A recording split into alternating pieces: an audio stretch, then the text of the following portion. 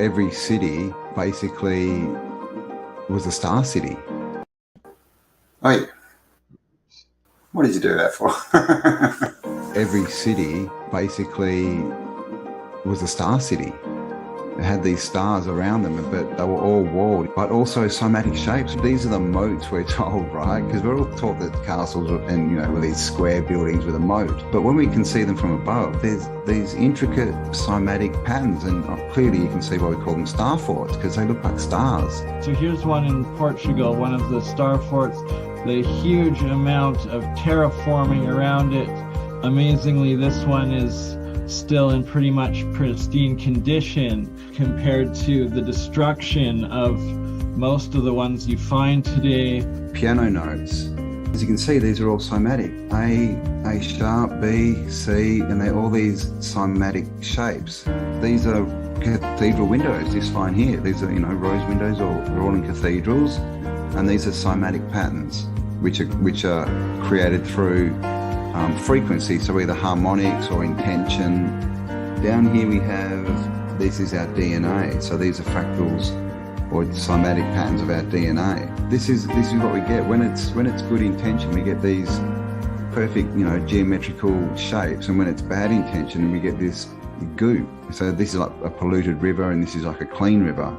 And so if we tie this back to the cathedrals that have got these windows, and they're connected to the ether with all these spires, and then what else do we have in cathedrals but these things called organs, right? And we have these things called organs in our body, and we just, the DNA, somatic is the same as some frequencies in these windows. So what this is all looking like is these are healing factories, or not even healing, wellness, I guess, just to keep people well. They're pumping out frequencies. You can literally Google any city of the old world from the 1600s and back, and it will come up in these star fort shapes, and every single one is like Venice, and there's canals everywhere. Those were the highways of the time, but they were also so much more, with all of like this hidden technology, infrastructure, and buried history. And you can see this one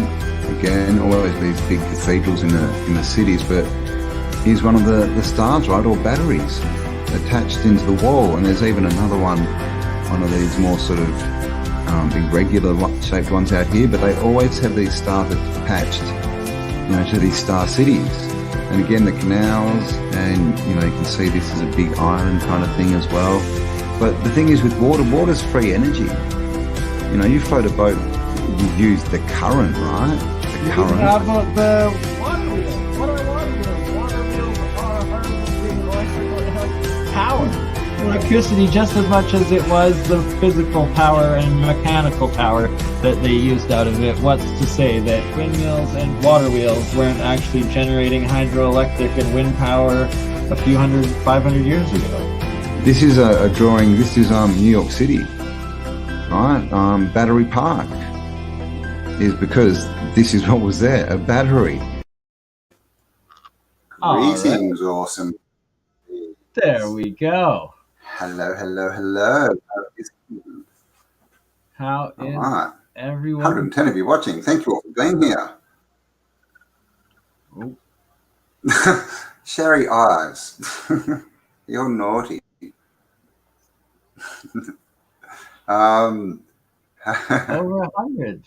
Hello, Over how are you going? Plus one Facebook like so far. Sorry for the delay. We were upgrading the account where we're now live on LinkedIn, Facebook, Twitter, YouTube, and Twitch. And we will be integrating all of our channels that both Campbell and I will be streaming on each of those platforms of ours going forward with each of our streams. And then also we should be able to have it where when you're with Kelly, you and Kelly will be able to be streaming on each other's channels simultaneously. When Paul comes on, it'll also go onto his channel and start multi-streaming to several people's channels when we're live with them Wow. and on all the platforms. More So music. Come on, don't you want to hear me talk?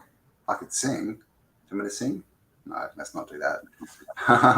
Yeah, so we're getting technical and all grown up. So we're getting a handle on this YouTube-ness stuff if we can.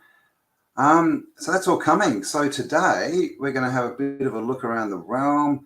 At some sort of similar structures that really shouldn't be similar if we follow his story.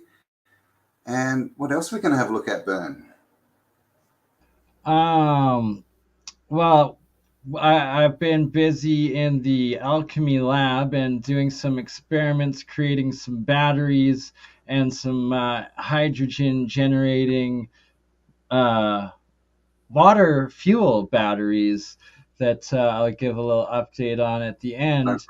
But the overall theme today is Google oddities and checking out all the ancient sites that we've been looking at independently and bringing them together on Google Earth and a macro view of the ancient circuit board infrastructure and what I believe to be pre-cataclysm ruins past Atlantean or Lemurian, Moor, whatever category you want to give them, but this pre last ice age Younger Dryas cataclysm advanced now claimed to just be mountains, but you're chased away if you go into the pyramid cities that are in the Grand Canyon and the other legends everywhere else, and connect them together a little bit more today. Yes, indeed. And yes, we are talking to, well, Bernie is talking to Dutch synths.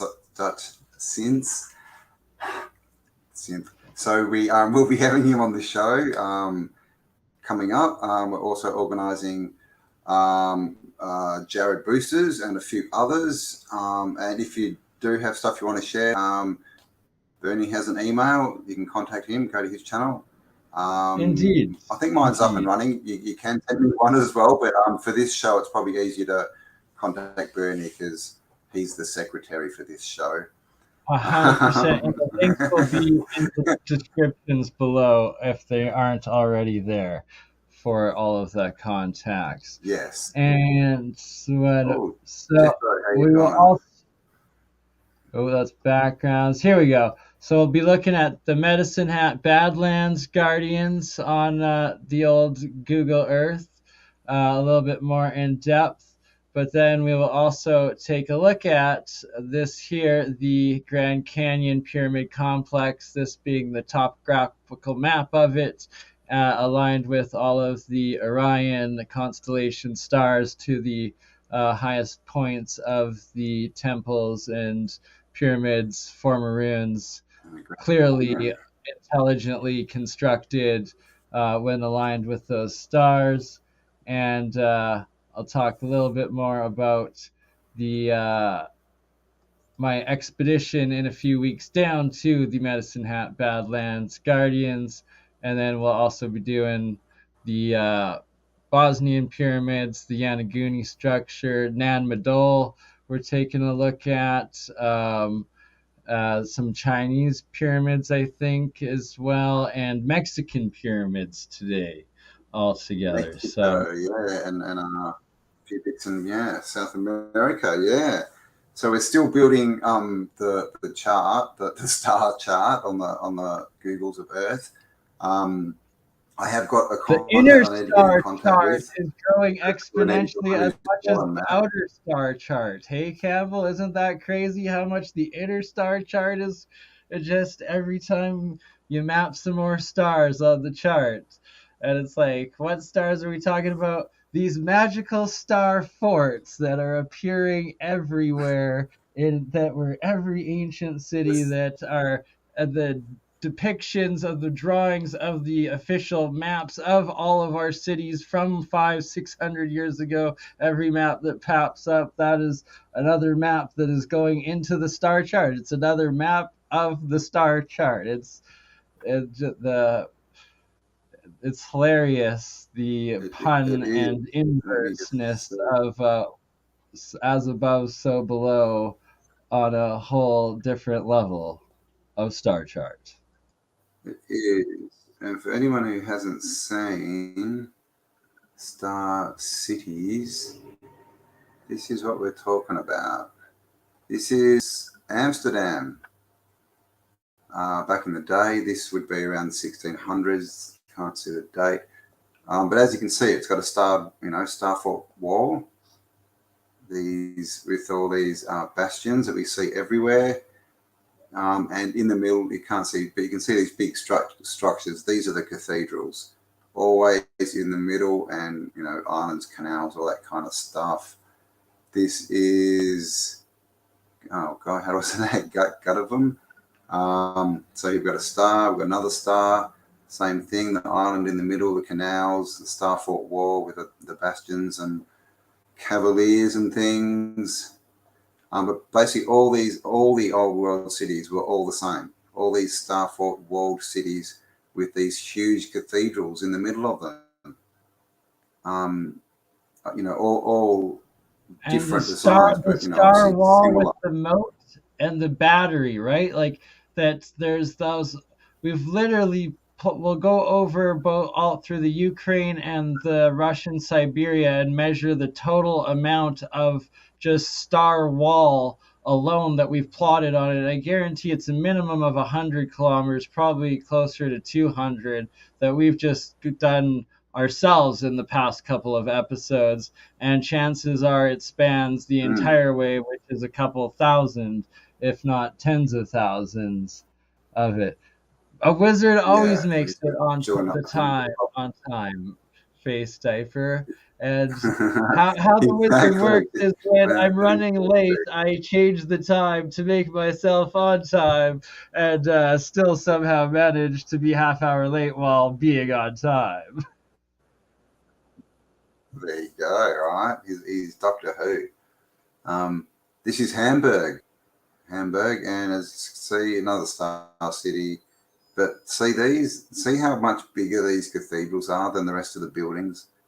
That's the other thing, that always with these massively inspired, right, cathedrals in the middle of these star cities. See, look, there you go. Look at them. Look how massive they are compared to everything else. This is, oh my gosh, London. Is that say London? I don't know. Something. But another star city. The same stuff. The canals, the cathedrals, the star bastions and cavaliers and things. It's just like the Always the same. architecture and the main structures and buildings that are the foundation of the old cities that are all of these global cities. That if it's like a bank, a cathedral, whatever it is, the Romanesque style or what, and the churches like that, they are it doesn't matter where you are, whether it's Asia, the US, Europe. It's like it could be identical anywhere. A picture from any city, from anywhere. It's the same with these maps from that time, that randomly you have to make out what language they're written in to have your first guess of where the next one comes from. It's just crazy. And this is New York with an overlay of an old map. Got the Star Battery there. And of course, Wall Street, because there was a wall there. It was literally the wall, right? Wall Street. So, Another one. like, The Battery, the Cathedral. just Wall Street, the famous Wall Street, is the identical wall that is this 200 kilometers section in the middle of Russia and Ukraine. Identical. That Yep. nobody even knows that Wall Street got its name from being a star wall, Yeah, exactly right. or that there's No, but an as you can see, identical like every wall city, all this. across Russia.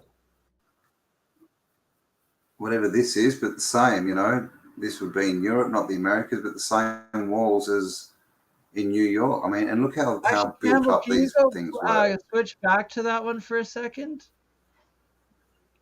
The The way this that it one? looks like it's running, that it's actually, they probably made it a giant spring fountain that at the bottom there, this that would be the top pond that it's pumping out of. It then flows down this waterway into the first moat layer, then into the second moat layer. You'd have your water docks into it, so that it would actually be efficient plumbing and then hydroelectric power force flowing through the different layers of it, going the way down. That, see, so this probably to the right here, this stream going up and then down at the bottom right corner of the map there, that water source and the square there. Other side, Campbell, other side, Oh, right there. yeah. So that's the water coming in, and then it's going underground aquifer and then being pumped up, and then it's coming out at the very top of the castle in the center middle, and then you see it cascading down each level using gravity down, circling it all down, and that is how they got their free energy, their running water on a much higher scale than everything else, and on a much grander uh, engineering I mean, and construction than what we yeah. do today. Like, it's way more advanced, but Well, it explains that's these points, doesn't it? It explains these so those cavaliers points and are bastions different a lot more layers than, you know, of it. defensive Yeah, like cannons. that's topographical different layers, and that they Splitting the would have had current. water locks into it, and that you're going through a couple water locks before you're getting back into the main river canal that is the water trading waterways or to the oceans and into the inner cities that are locked away and through it. And they'd be self-cleaning and self-oxygenating as well because of all these Exactly. angles. You got it. Like, cleverness, right? What's this? Austria. I mean, again, look at the size of this cathedral, right, compared to all these other buildings. And You know, exactly, they're the flowing massive, got right? you electricity, it got you your water mills, it got you everything. It got your working power, your kinetic working power out of all of that machinery. And then the little bit of electrics that were needed were what's being generated from those magical, godly centers in the middle that have the giant dipole plasma atmospheric harnessing centers that are making miracles and lighting things up every day. And that's your fully techno functioning industrial cities. And these, of course, are the people who built it. Because as we can see, all they can put up now is wood and ride around on horses, right? And this is the story we get, right? These people built this city, but we can clearly see what they built is with wood, little wooden huts. They've put a few little bits and pieces that they've added on. From the leftover grander civilization, right? So it's like the original infrastructure was pre-reset sort of thing, and then it's like these are the survivors, essentially. Yep. Found the city and dug it out, and the robber barons, right? There we go. That was the end one. So there we go. That's what star cities are, and basically, yeah, all old maps that we can find from that time. That every single city is a star city. So there we go. You know, I'd love to find some maps from Australia, but of course. You know, same thing with Australia, right? In Australia, we had the World's Fair in Sydney. They had the Garden Palace, and of course they kept all the records, everything, cleaning it all up. They had everything was there, man. Everything in paper, all the records from colonization, everything, and they burnt it. They burnt it. They burnt like every single record from Australia. Yeah, and South America and North America and probably they did it in North America. They did it in several times over. Well, it started with Alexandria, right? So yeah, there we go. France gave us these. Well, we kind of question everything. I mean, that's the story. Yeah, is that France made the Statue of Liberty and then they put it in the water and towed it behind a boat and out up to New York and stood it up there. But yeah, there's questions. There's lots of questions about everything. Foundation that they put it onto. That's another thing, right? It's sitting on a star fort. There's another 2 islands that are star forts there. Plus, there's these. We've seen photos of the Statue of Liberty where it looks different, a lot more like, and it still looks like Isis, basically, isn't it? It's the goddess. It's got really nothing to do with America. So why would France the exact same goddess that was at the head of all of their world's fairs, and that's exactly. It's the same as all the world's fairs. Yeah. And that was one of the goddesses of the old gods, and like in fiction, so often you get some truths, and like the Game of Thrones, House of Dragon, they always have they when they're praying to the old gods and the new, right? So the multiple old gods that were the old truth system, and then this new monolithic new god that rules through the monarchy and the church that is in power. Well, that's the takeover, right? That's the pre-reset world, and then the post-reset is these, robber baron types who move in and they try and they just change the meaning of everything, right? And of course they had, that's why we have the orphan trains. You separate that one generation and you can teach them whatever you want. And then now we have all these. And anybody that disagrees and icons that prison or an institution or off to war. Well, now, back in the day, they'd burn you, they'd kill you, they'd do everything. They were going in, to countries like South America and Australia and decimating the native populations unless they all, went to the monasteries and got re-educated. So lots and lots of stuff. Words are a serious spell. Yeah, man, words are spells. That's the first thing I teach when you go to school, a bit of spelling. And this is the thing, I was thinking the other day, everyone's running around saying, I'm awake. But what is a wake? It's an Irish funeral. Well, it's the party you have actually to make sure people don't wake up from the dead, I guess. But, so we've got to, is that what we want to call ourselves? We've got to, everything's a spell, everything. And of course in school, school's the biggest spell of all. You wear a uniform, so you're the same as everyone else, but then they put you in a classroom to split you up, and it's very confusing, right? Of course, you've got to be a good pupil, got to be good for the all-seeing eye, right? Spend your days spelling and writing sentences for yourself.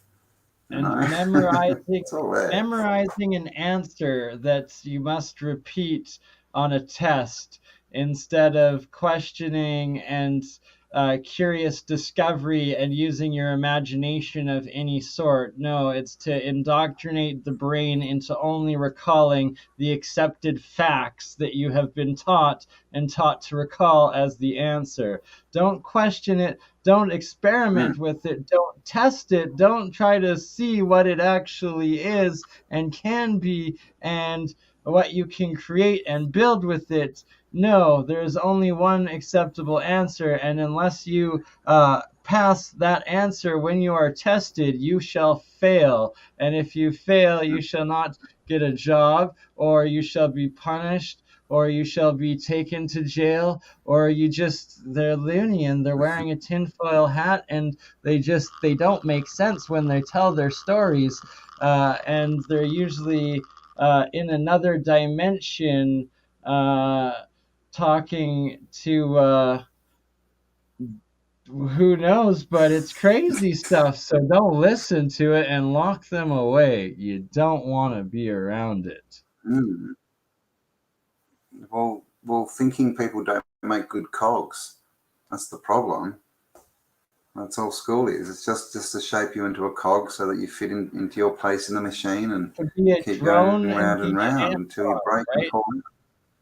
It's like you're allowed to be I a mean, this is the drone thing, in the right? ant farm and maybe a worker in the ant farm. And if some alphas are super lucky, they can be just the fighters, but the warriors, They right? can be a They super also go slave, to war man. and get Yeah, murdered but they more could, than but the drones, the enforcers. Yeah, right. would you want to be one of those people, though? You know, this is why But all the, But you know, only one of the the elite mate, queens the actually cycle comes with people wings get and ahead. can fly and breed and own and make a city and control the drones. So that's the higher dimensional understanding of biological conscious clones and what potential human consciousness thinks that they are this other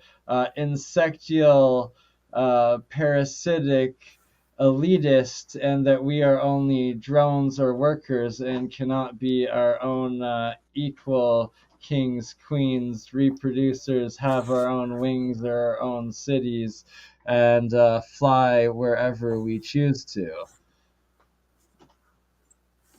Well, I mean, but it's people, isn't it, who do that? You know, this is the thing. It's we've all at some stage agreed, you know, at some point to this, haven't we? So it's time to make different decisions. That's the thing. They're going to make their rules, but their rules only work if we obey them, right? You know, it's like a bug's life, right? It's too many of Exactly. us, and that's what's happening Exactly. right now. And they're freaking out, man. They're freaking out, and I mean, So they have I to don't know. introduce The Queen's a bloody virus. Well, anyways, no, let's not get into that. Let's get back to Google oddities. Pull up the Google oddities. Let's yes, take a look. yes. Ding dong, the Queen is dead, and the new king has smaller ears than he should. That's all that shall be said. um, all right, so where are we? 1 minute.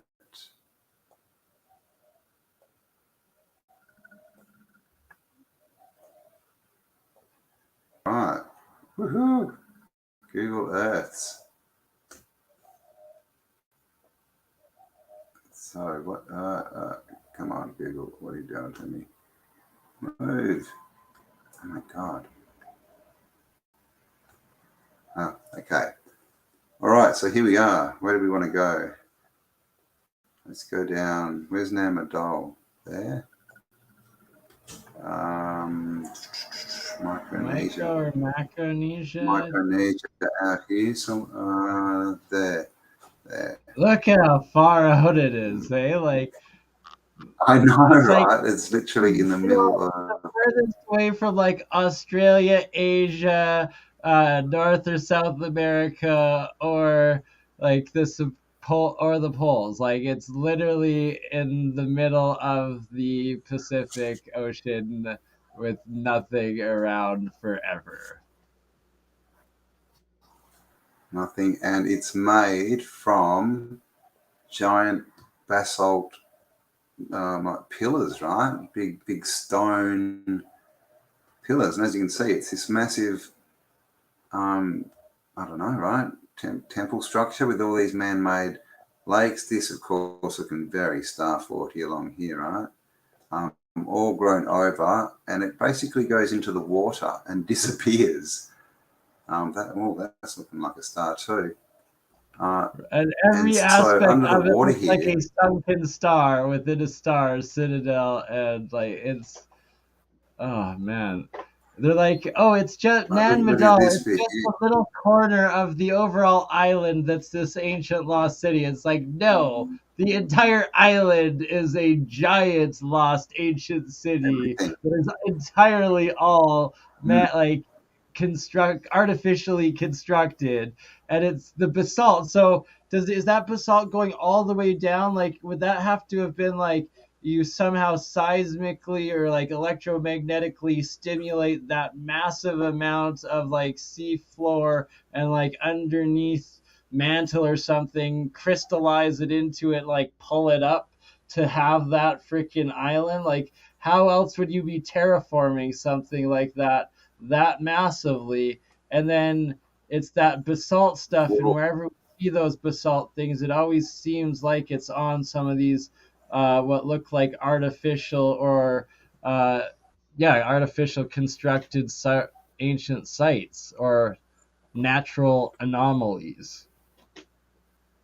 you see the age there of layout the old star, but Or the legend some says it was old built by giant two tree, right? Like if brothers. it was the trees, was that the base of a tree that like grew up too? It could, like it's something massive that's there's several patterns that could fit it, but the current narrative does not at all. No, I mean, what's this? And what's the point of it? And you can see there's other stuff that's under the water that's been sunken. Got And then right it's angles here. This is megalithic all rock. man-made. Yeah, I that mean, all of that is look at that. man-made. It's a canal that goes nowhere. And that The parallel canal one to right next nowhere. to it that's washed down a bit, that's directly parallel. Like it's cul-de-sacs. Mhm. Like it's Yeah. oh, that's an ancient And marina. so that one used to keep going. Marina. Look at that big. And then so there's another. Huge port. Look Huge at port. this. Surrounding seawall. Right? What the hell, man? Look at this thing. It's still going. And then like what's But that? look at all What's these that atolls out here. But So okay, Camel, follow that there must line be up. something. Wow, look at Like that. yeah, so this right here, that is like what the Chinese are building, reclaiming, and turning into military bases. And it's like, who built this where? Oh, Because really? it's been there the whole time, and there's several of them. So they're clearly were strictly built by a civilization at some point, like all of it.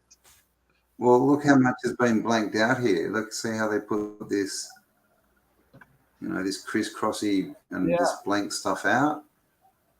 Funny they didn't blank out this big line though. Okay, so stop Like, there, and then see those other spots. That one right there. Up, no, top, no. Oh, there, that one. in a wiki. Inuitak Atoll.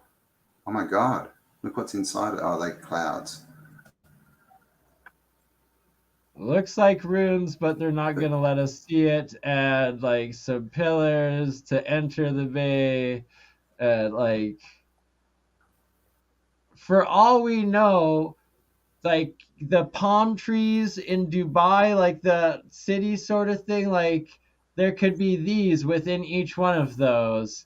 And like, Oh is yeah. that Epstein's new island times like there's thousands of these everywhere, or are they ancient lost it? Like, could be aliens, could be Sasquatch, could have been us. Who knows? But it didn't form naturally like that. There's a star fort in the middle of Next to the nowhere. canal and the walls going into the canal that Next to is. the canal. So there's probably more around this island, but this island as well is literally, look, it's just look where it is.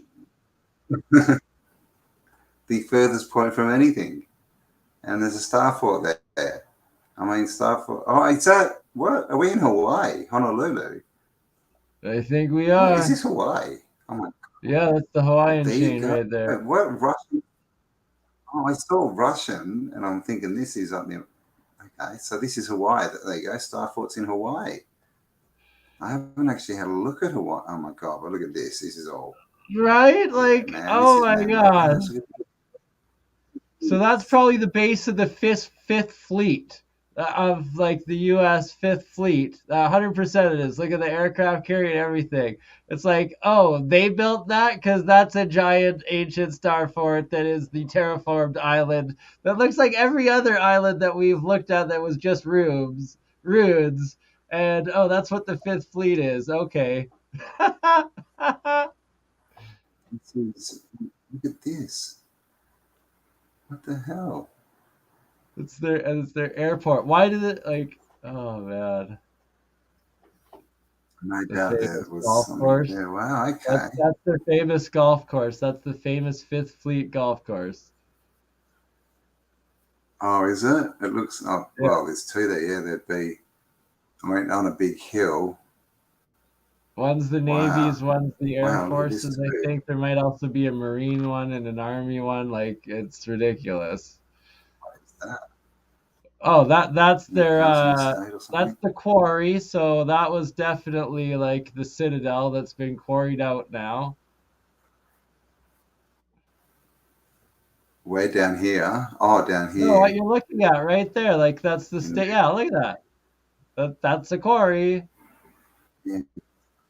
Oh, wow, okay. AKA that's where Man. the Citadel was. I thought Hawaii was closer to USA. Well, there you go. It's right in the middle of nowhere.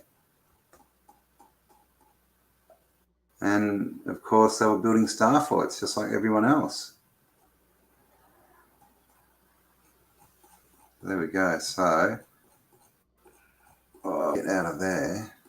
That's bizarre, right? Just Look at these every lines, time. man. Let's add Look it at to the this. star charts.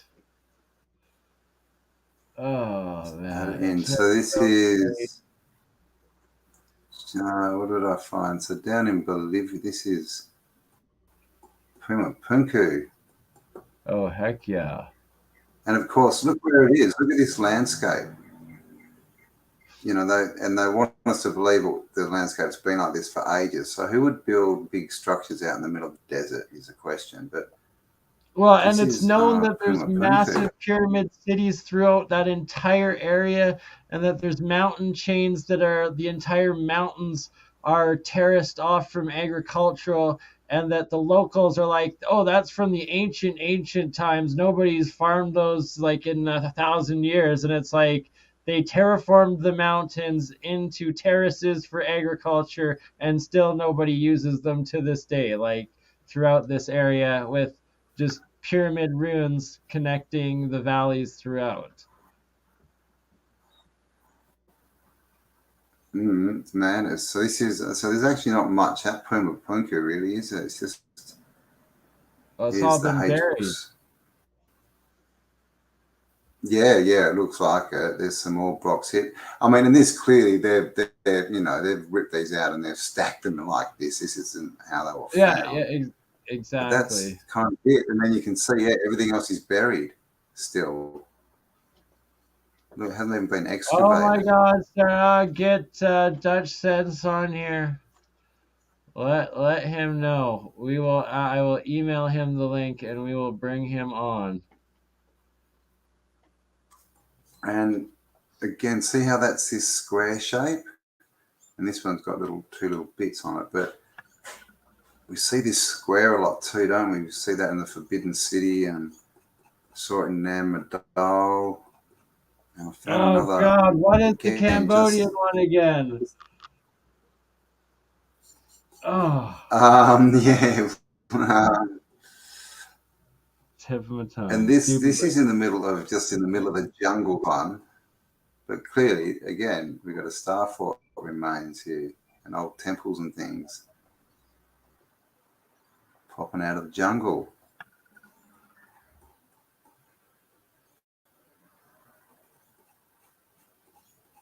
And so this is why it doesn't make sense. You know, why is there a star fort in the middle of the Amazon jungle? Well, I guess that's the Amazon. And there's one in Hawaii, and there's one in, they're all throughout Europe. They're everywhere.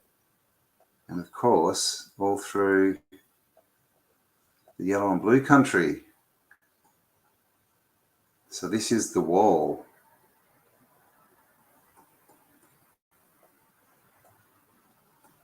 haven't seen it. We need to build this, but this is full of. Okay, can you see? I just changed the view. Where is it? That one? No. I've forgotten how to do it. How do I do it? The walls. Historical. See, you see how you can see that star there, but it's really hard. But where's the historical view? Oh yeah, there's the farm one. Yeah, you can see on one half of the lighter green on the right side. Oh, historical. Here we go. Half of it So coming if I out. do that, we should be able to see it on there. So you can kind of see it there. You can see it's been completely just covered over. A star fort that is now 2 farmers' fields and growing crops over it season by season. There we go. There's the battery. Just the reminder there. So these things are just the whole way along. Connected This by wall, the but we same need to wall finish as this Wall wall. Street.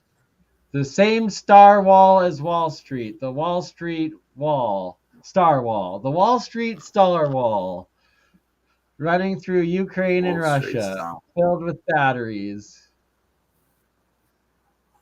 There's another one. So the wall. I guess there should be some wall down here. Actually, they're all stars. Where are you, wall? Or what is the Cambodian one? Oh, it'll come to me. Oh,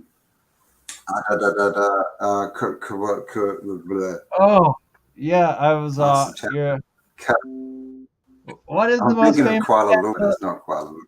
Temple in Cambodia that is just as badass as all the other crazy ones in the world? Oh my god. Oh, so sorry, Google Earth is being a bit slow today, but you can see this wall. Okay, there. So see here, we have these are called like bastions, these pointy bits. Exactly the same as we saw. Angkor Wat. Thank you. Angkor Wat. That's what we were talking about. We were brain farting. So yeah, there's the wall. As you can see, it's the same wall. It's the same as we see around all the cities that we saw in those pictures at the start. And exactly, the same as we saw on Wall Street. That was the wall. And this is in the middle of the Ukraine. Right above that cursed area, right at the head of, that's literally the front line of the war, the contact line right now.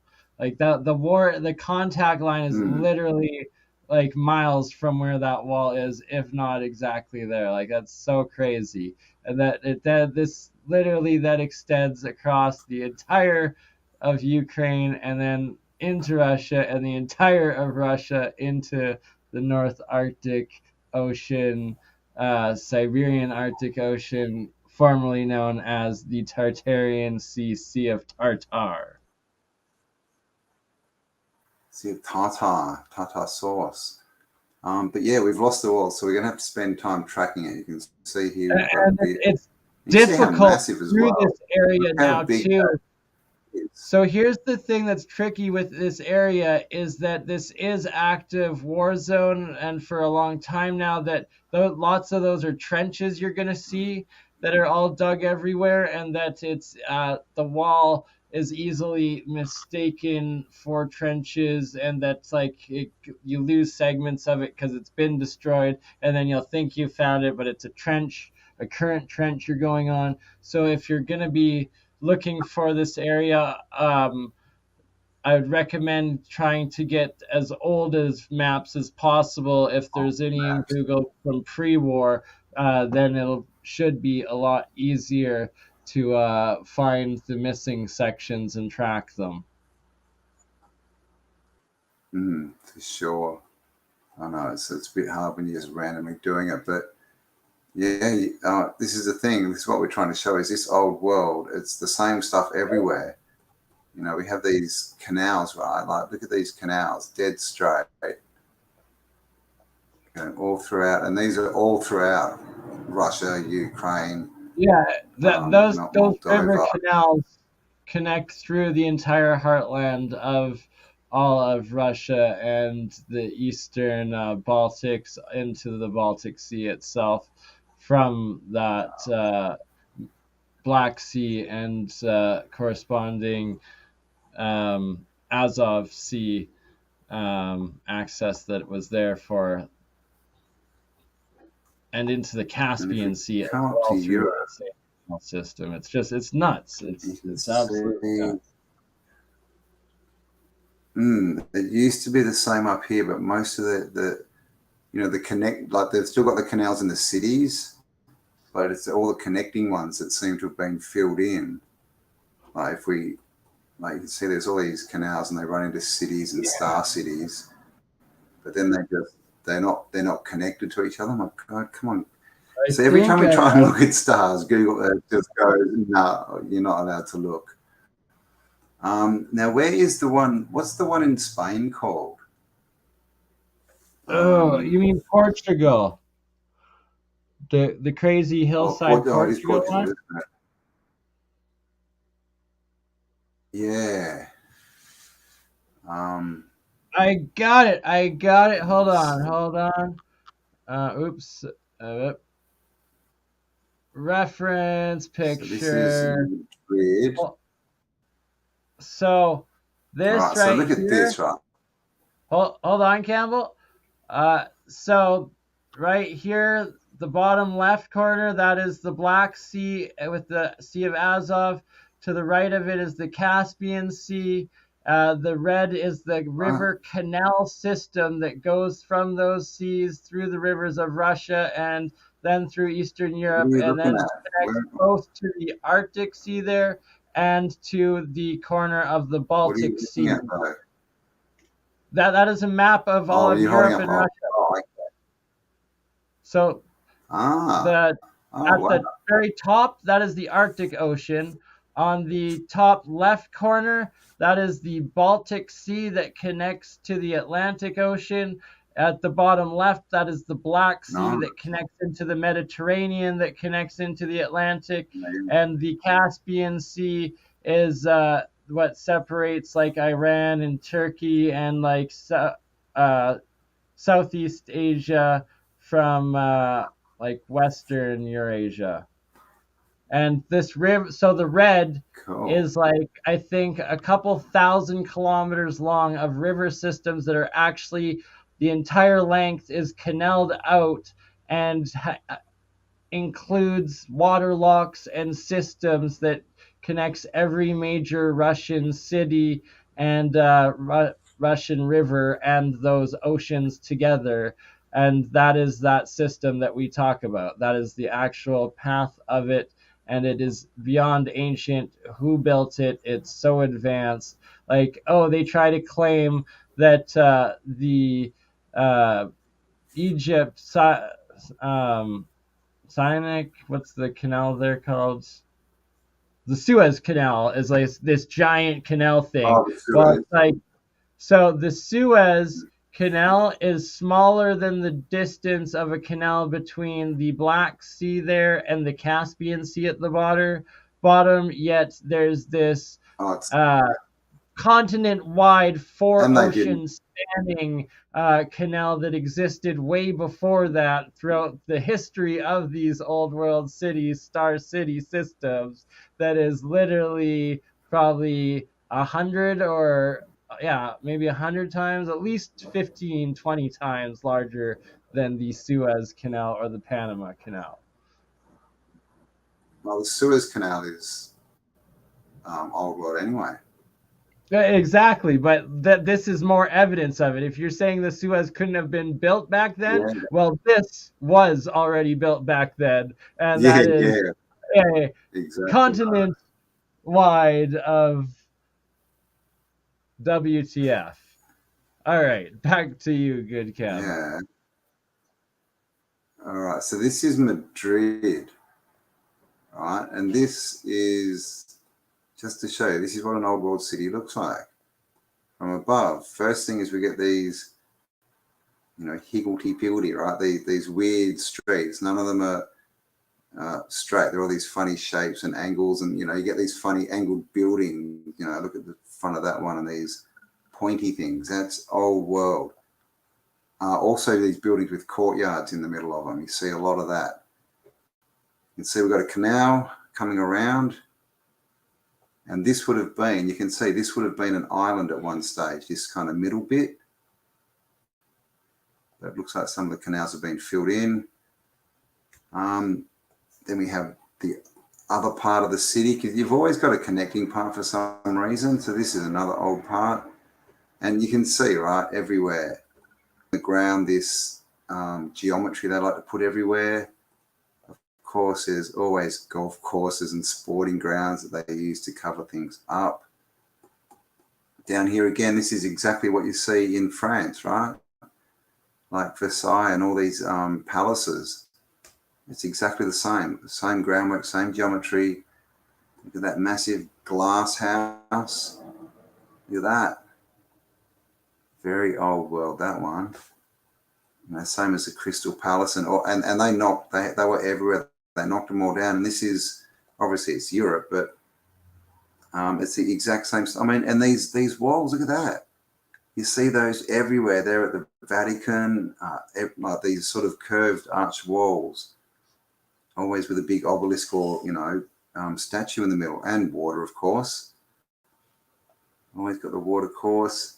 So, I mean, you can just see, these little telltale signs everywhere. Big obelisk there in these old world cities. And most of the time, the stars have been built over, basically. They don't like to keep them in cities. Some of them have them, but most of the time you just find, remnants or golf courses, basically. But let's have a look. What was it? Citadel in here, Portugal, wasn't it? Which citadel? Sorry? Oh, that didn't work. Portugal. But I literally have the picture in front of me, but it doesn't have the name on my screen below. So I'm useless. Oh, here's a nice starfort. Look at that. We just found one. Better mark him.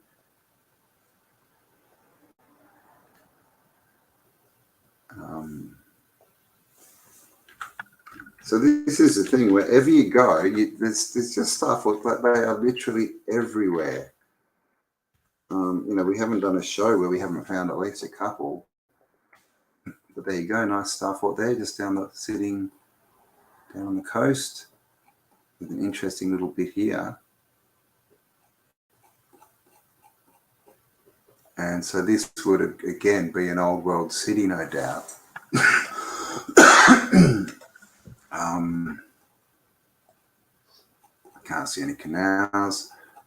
Where's the other citadel? Let's find out. Cascais? No.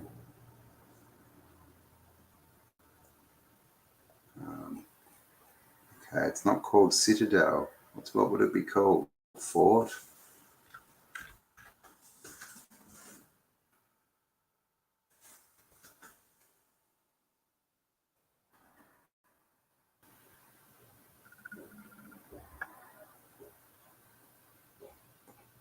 Oh, look at this one. Nice.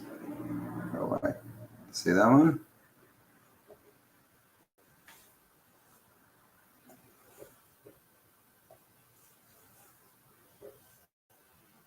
Yeah, I remember that it was on a hill, and that down below it had like a little wall and like side thing that went down into like a little Star City thing around it. And that it wasn't on the coast. It was like behind a city that might have been on the coast or more inland, isn't it? Yeah. That's looking like pretty similar area to where I bet you each one of these is one of those. So where is Portugal? Okay, so yeah, I think it's sort of up here, isn't it? Up this sort of region. We didn't have it pinned on Google Earth? No. Well, I lost so much information. Right, and we go over so much each time too. It's a lot. So just Google it. Starfort Portugal, and it should be the first one that pops up. I'm going to see what's off the coast here. Oh, It says there's a fort out here. What do we got? Oh, we got lots of cloud cover. we have military Nice base that is not allowed to be shown by Google. One in Portugal is called Almeida, Almeida, Almeida.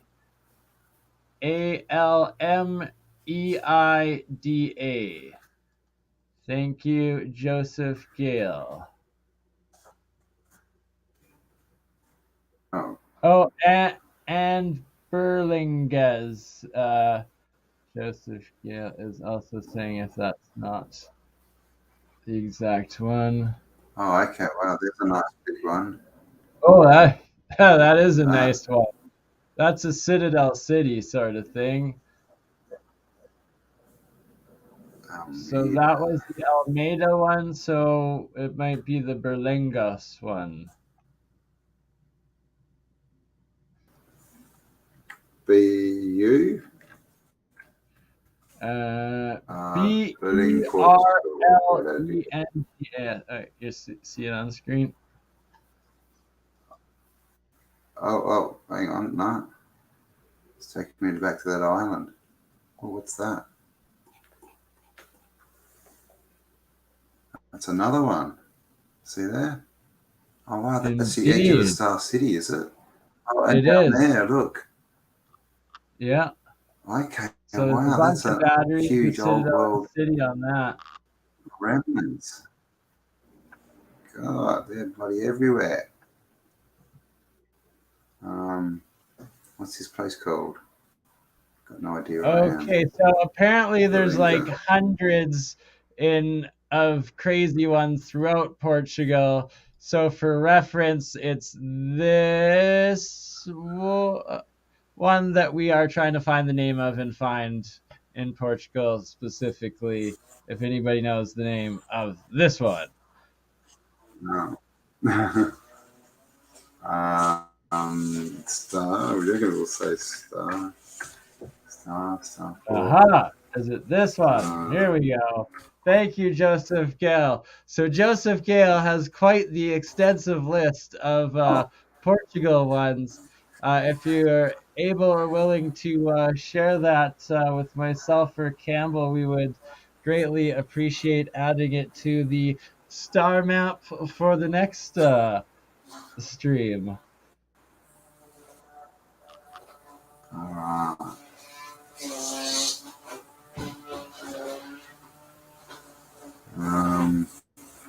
Any stuff? What's there? No. So Portugal. Come on. So Fort de Nossa Senhora da Gracia. I've definitely slaughtered that. No doubt about it.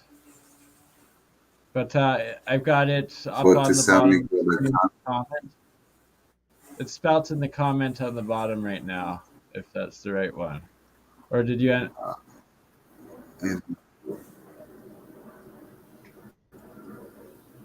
We're trying to find this one. We are trying to find this one. Everywhere I know. We've literally found like an entire coastline, mountain range, and 10 cities that are the most extraordinary. It's like, wow. Okay, so where did you say it was? Sorry, chat. It's a star Fort Nossa Senhora. Nossa, put it up again. Oh, you lost it. Nossa de Sora. I'll put it back up here. Sorry. The boop. Nossa. Oh, there it is. Fort de Sora. Nossa de Beca. Way. Oh, there it is. We got him. Hooray! Joseph Gale, you are the community member live chats answer winner of the day. Thank you. And if you do get in contact and send us your list, we will make a special feature of segment of it for the next one. And if you want to even come on and discuss it, we will gladly have you on for that segment in the next one. If you want, please reach out and contact us. So you've got the ground's eye view of this place now. So now we're inside. We're sitting right at the top. That's not a very good view. So there's a little house up there. Okay, zoom back up to that very top, Campbell. Sorry, stop for a sec. To the very center there. And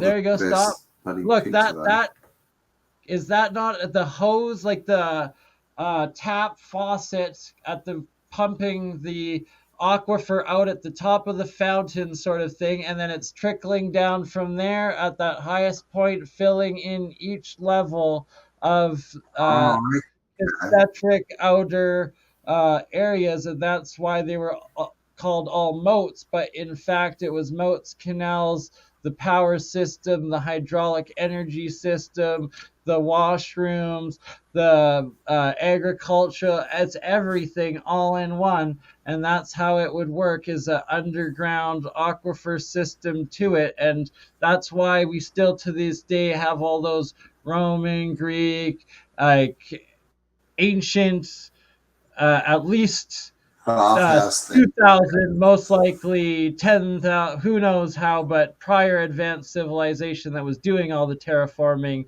that actually put in these massive underground aquifer plumbing systems, and what is claimed to just be natural miracles and springs and like fountains that can't be explained or reproduced today. It's like they're in fact just the leftovers from the original grand functioning terraformed system. And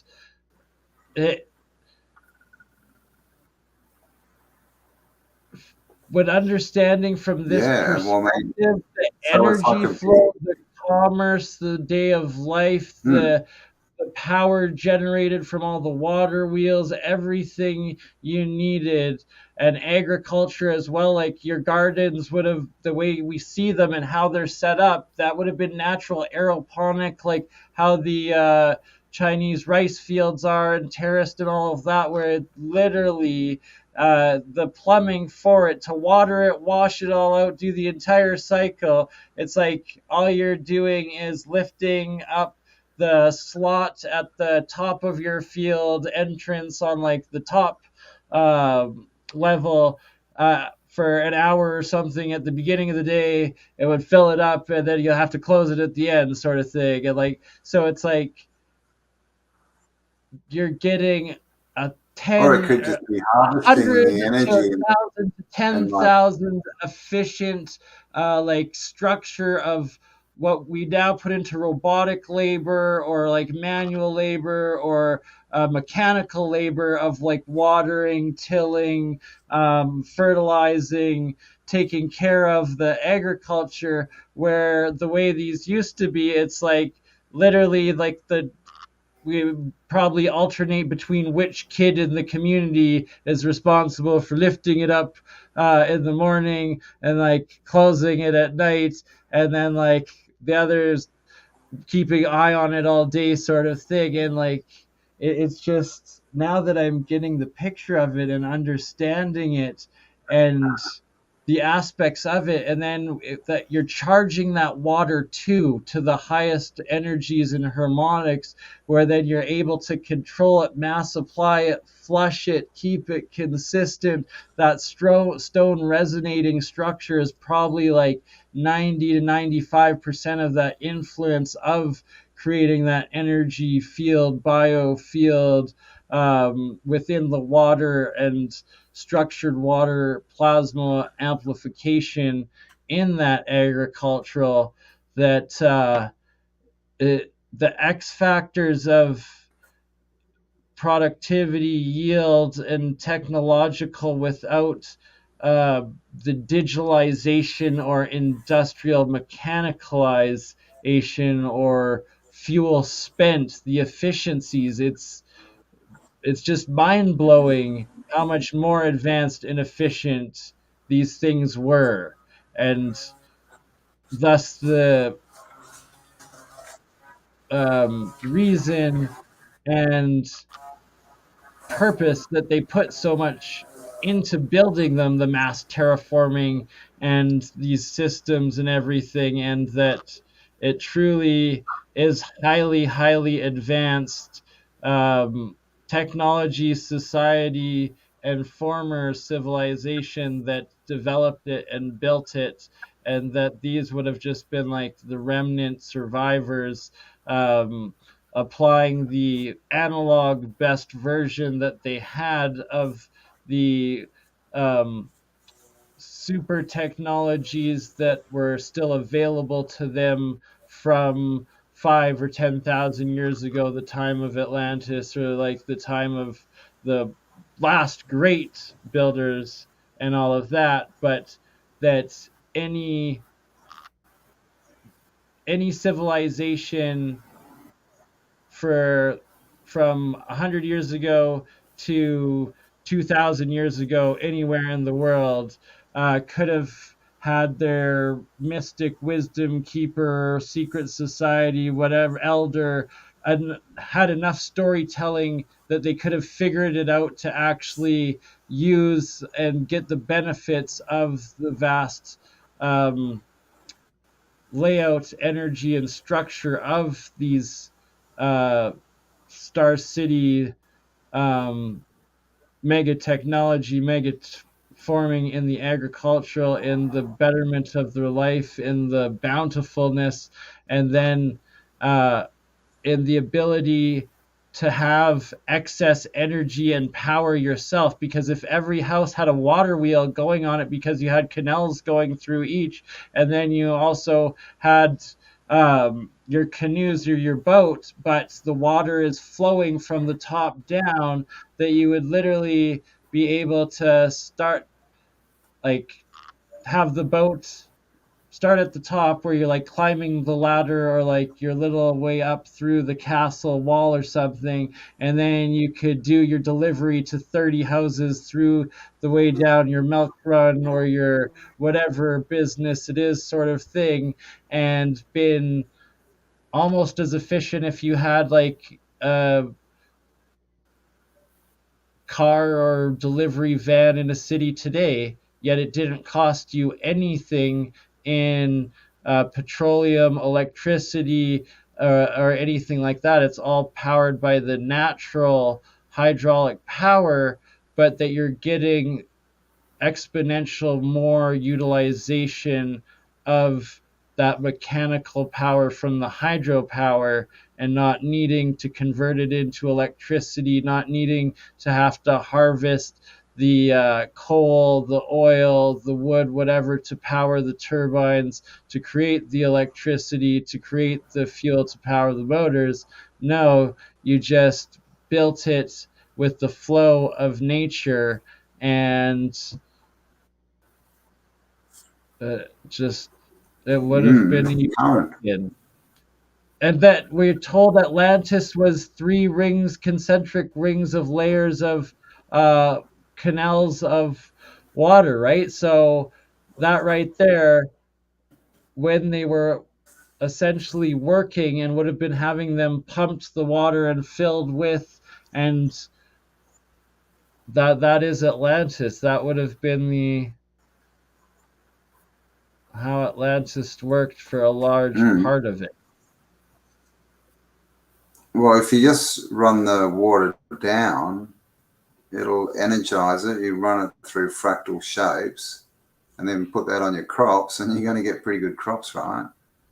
But for instance, today, all of our waters through these areas are completely polluted, right? Like they're polluted with fertilizers, they're polluted with industrial mining waste, they're polluted with chemicals, with our own waste. Like every single thing that we put into it pollutes it, to the point that the river water, usually like running next to your city, is like the dirtiest source of water or unpalatable water until you treat it.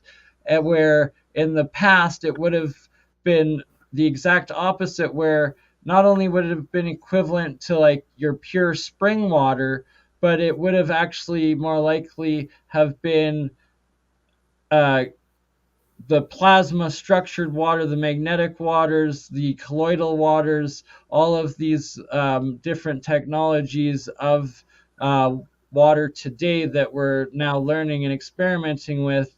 It's like that harmonic system of why they are those fractal shapes, the star shapes, the harmonic shapes, those resonant shapes that they're building the overall structure in and out of the both the geopolymer composites as well as the megalithic stone of crystal and all of that. Those are why it makes sense for the circuit board Earth and that mega circuit boards structure of the megaliths and the stones, that it would be charging and all about resonating and amplifying that water to the point that you're the water that is powering you, that you're using to like boat from house to house, where you don't even have to paddle because it's a giant water slide from the top, that like to the that it is hydroponics through all of your crops and everything like that.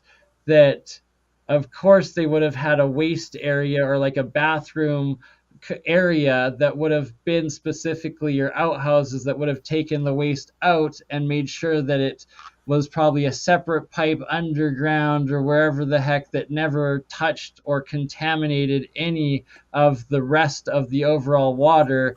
And since we didn't have to burn fossil fuels, since we didn't have to burn the trees to power the engines to get the electricity, or to burn the oil to mine the oil, all of this ridiculous polluting and environmentally damaging destruction that we do today to be able to power our current motorized electrical inefficient destructive system. You didn't need any of that. So with people that say, oh, it destroys the economy, well, it's like, no, it frees the economy, that we don't have to be destroying the earth. We could be putting it into more constructive things, that when you build, you're making sure it's building to last, it's building to heal, it's building to grow, and it's building to power everything and be in harmony with nature, yourselves, and this higher technology of resonance and energy. Just Mm. it just all makes sense Yes. now. Next up Yeah, I is mean, how do we and apply it? Yeah, we know all these cities we've got, none of them had sewage systems until until after they were built, right? Until after the whole city was built. Then they decided to go back. So, I don't think they were flushing their crap down the toilet like we do, Yeah, and right. it's so Well, inefficient to do that. that's the thing. You just The pump it out into the infrastructure of ocean, how no we have problem the plumbing using it today for energy. is. Yeah, so Campbell, the way the plumbing is today, it's polluting that water because we're putting the waste back into the overall water. Where the way they would have had it before Yeah. is like why there wasn't a bathroom in the house or whatnot. It's like the outhouse probably was like next to the fountain, and that they had like the one going out that had like underground like aquifer that was just sewage or something like that, that then or either went into like an underground cave that I was reckon, collected and like taken out or whatever it was. It's that it would never touch or be able to touch any of the rest of the water system, plumbing, fountains, uh, farming, anything, right? It's like they kept it pure as possibly pure. And because of that purity, then the uh, health and exponential growth of that water, the structured water, that easy water, that plasma water, the fountain of life, that fountain of youth, literally would have been your fountain of youth that uh, everybody had access to, all your food had access to. Like the legends tell the story, and this is a practical way of how it would have worked. Well, we've got. Why would they use water for sewage anyway? The only reason we think that sewage goes, with the water is because that's what they did. But clearly, they've been using old systems to flush sewage down that weren't made for that. Because in every city in the 1850s and 60s, they had this thing called the Great Stink, where because they were flushing shit down and it would go into the river, and then they literally made the cities uninhabitable. So I Exactly, don't right? reckon they were So using pipes at all. I don't think they were using water. once I they mean, now you contaminated. can get these machines, right? You So get the that's exactly combustors. it, Campbell. Chuck what you So put in that there, and you great get stink. methane out of it. When was the great stink, did you say? Mid 1800s, Mid mid to sort 1800s? of late, just sort of 1860s, 1860s, 1880s kind of thing, a bit later than mid.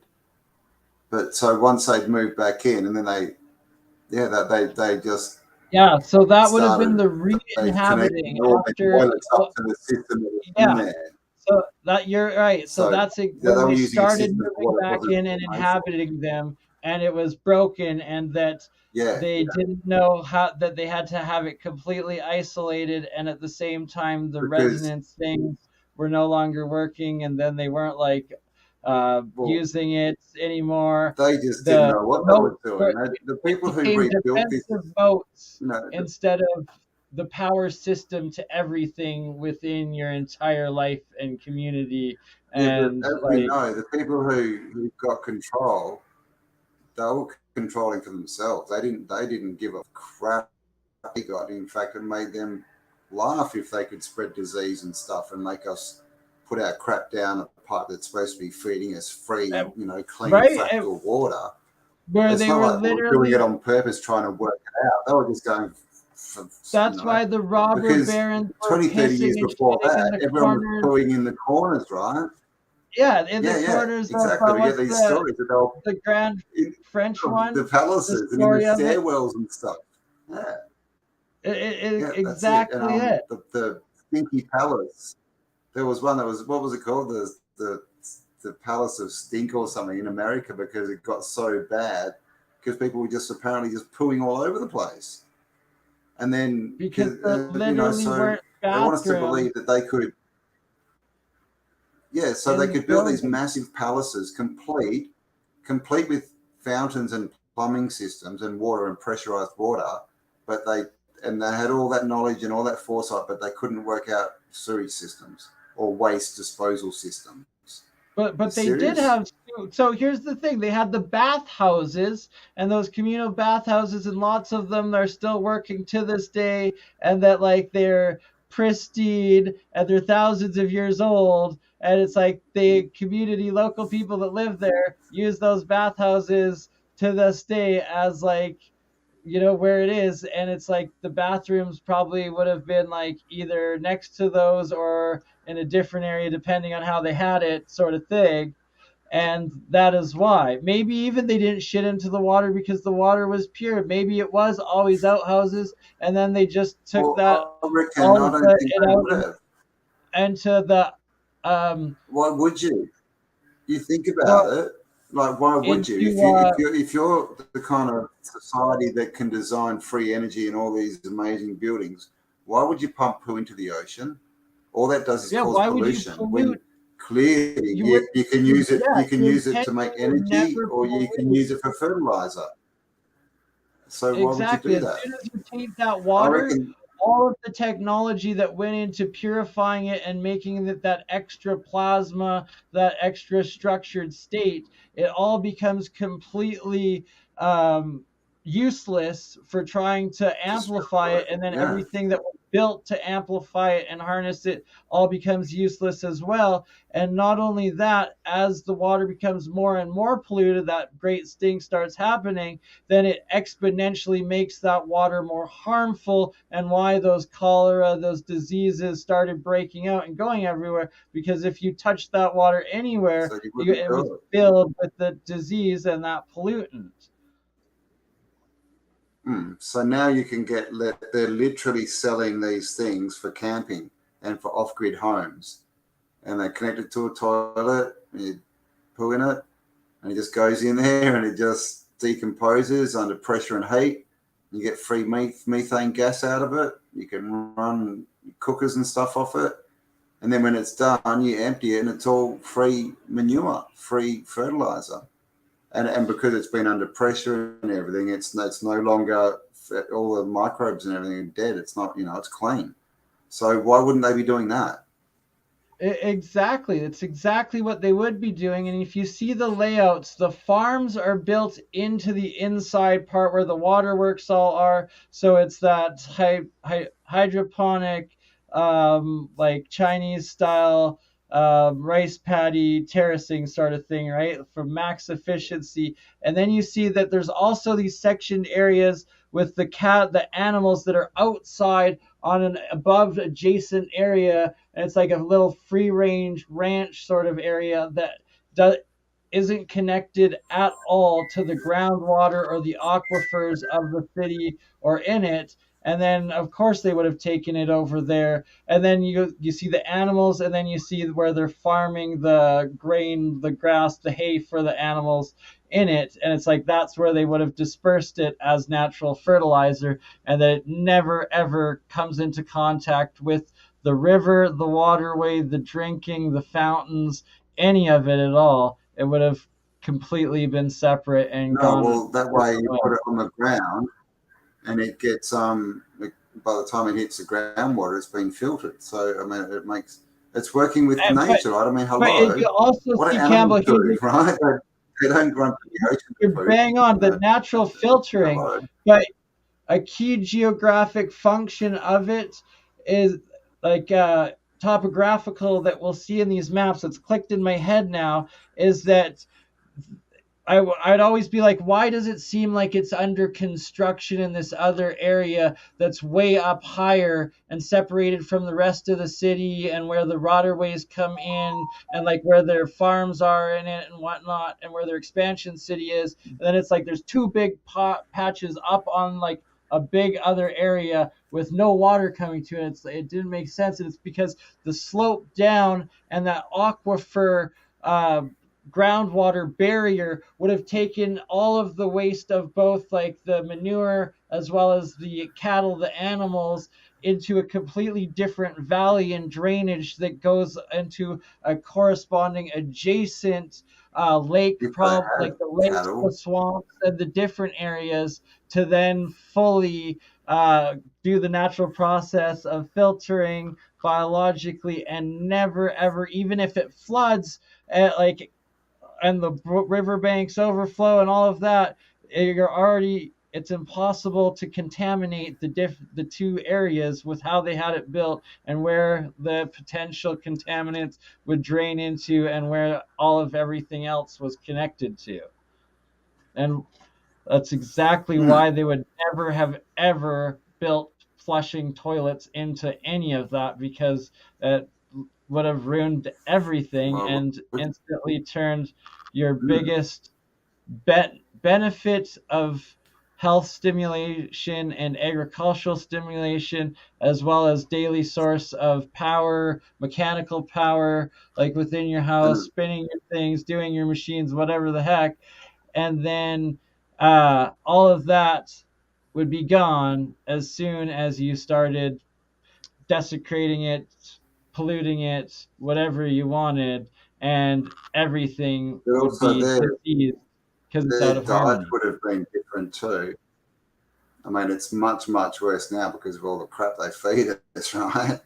Our crap's much more toxic, so they wouldn't have been it wouldn't have been such an issue back then. It wouldn't have been as big an issue because it wouldn't have been as toxic and it wouldn't have been no, as much it's of way it. more advanced.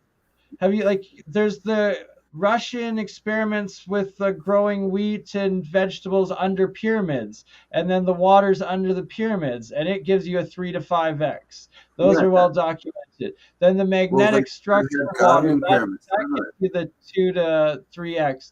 Then the plasma waters, that gives you Ormus waters, that's a 2 to 3x. So it would have combined all of those multiplication x's where the water that you're giving would have given you 10x the amount of energy, 10x the immune system, 10x the plants that you have, growth and yield, plus 10x more energy, nourishment from those plants.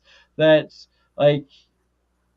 that you probably would have been healthy enough to live a couple hundred or a few hundred years. They probably didn't have rapid diseases and conditions and all of that. The stories of these Chinese elders or yogis that were have 200-300 years that have lived in these villages drinking this magic spring water in the Far East. There's still legends of them everywhere.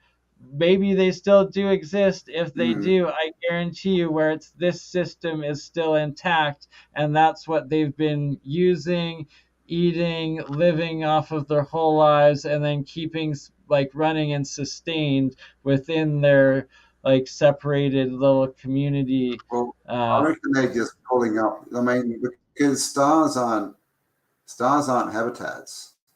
They were ever used for armies or for any. I don't think people were supposed to be inside them at all. Because or you look at this, right? This looks like a machine, right? If this was turning, why wouldn't this be sucking water up from the ground, and then it just flows down? Something like that would probably be 20 to 40 dwellings, 20 to 40 families that would live in something like that. Maybe even 10, right? 10 to I'd say 40. What if it was just a fountain? What if this is just a fountain? Zoom in, Campbell. Just a fountain. Yeah, but then zoom in. Look at each of those buildings on each corner of the battery. They're each 2 or 3 story, multiple dwelling houses. Yeah, but they're not necessarily. So they're each one of these part of the original stuff. Those probably were original dwellings of one family in each of those. So you got say 12 families in that upper part of it. And then you see these lower parts there, and the lower terraces, those would be split between gardens and water fountain levels going through. So that's where they would have been growing all of their food and all of their agriculture and whatnot. So why is it walled? See how this is walled? Yeah. This is all walled. The point of that, Campbell, that's empty. There's no water in No. The point is when it's running and that water would have been pumping, the house, they would have had water wheels on the second and third level so that your mill in your house, the mill in the center town that does all the work of making the wheat or the baking powder, the flour, that makes the grapes or the juices, all the stuff that did the labor. Every house would have had these water wheels that would have been perpetually running from fed of that one giant central pump fountain that's putting all of those the cascading waters and terraces down, right? And that's also why those lower levels would have been the gardens, and we see on the maps that they are the gardens with all the water channels through, where they literally would have been the terraced rice paddies. It's a natural aquaponic structure, but you don't have to put any power or electricity into powering it. It's consistently being powered by just the water power coming in and running through its entire system. You see what I'm saying? I do. And maybe. And then they always empty out. I'm still thinking if you pump water up, if this was just You think if this was just a fountain, nothing else, just a fountain. Obviously, we can't see all the land around it, but look how this is designed for all the water to run off and literally to cover as the biggest piece of land around this star as possible. Look at these. Yeah, Look at yeah, these. exactly. So Right, so chances are when it it would was get running, fractalized and it would just run down and it would just water so all the zoom land in, around it. Campbell. Zoom in closer to it, and you'll see that there's like hundreds of Not the best, circular not the best pots picture. on these sides. Like on the terrace sides, there's Yeah, hundreds of these circles. things, yeah, So yeah, that's literally where you would have yeah. put each plant of pot in that hydroponic terraced cascading section, and that like where boom, you plant one seed and boom, it's gonna grow into your full hydroponic. Like you never have to turn on the water, you never have to turn on a pump, you never have to replace anything. You just have to like one valve to the areas like to turn it on, turn it off once a day sort of thing, and like Well, it's going this to be thing here running probably just fun. consistently. That was probably some kind of But yeah, like they would have pump, you had know. wheels on every aspect and every outlet to harnessing that energy from it. And who knows, there probably were electrical generators, the DC ones, those dynamos on like inside the castles, inside the cathedrals, inside the rich people in the top that had the suppressed technology or that were the elites, the military, the wizards, the schools in the inner circle of the castle that were in the top economic aspects. They probably would have had the dynamos connected and had their own magical electricity to power their things and utilize within it.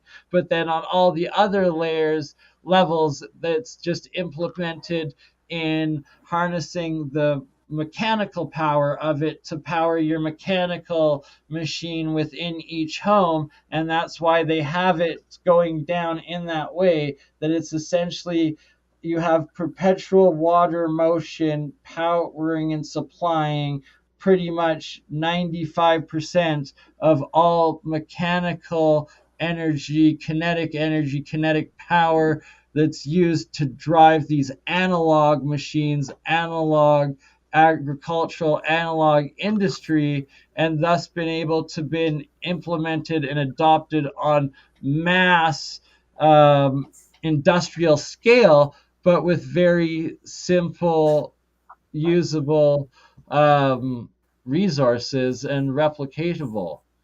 And that's why so much energy and um, technology and design went into these terraforming ways, and why they were all built that way is because it's like a forever running sprinkler, a forever running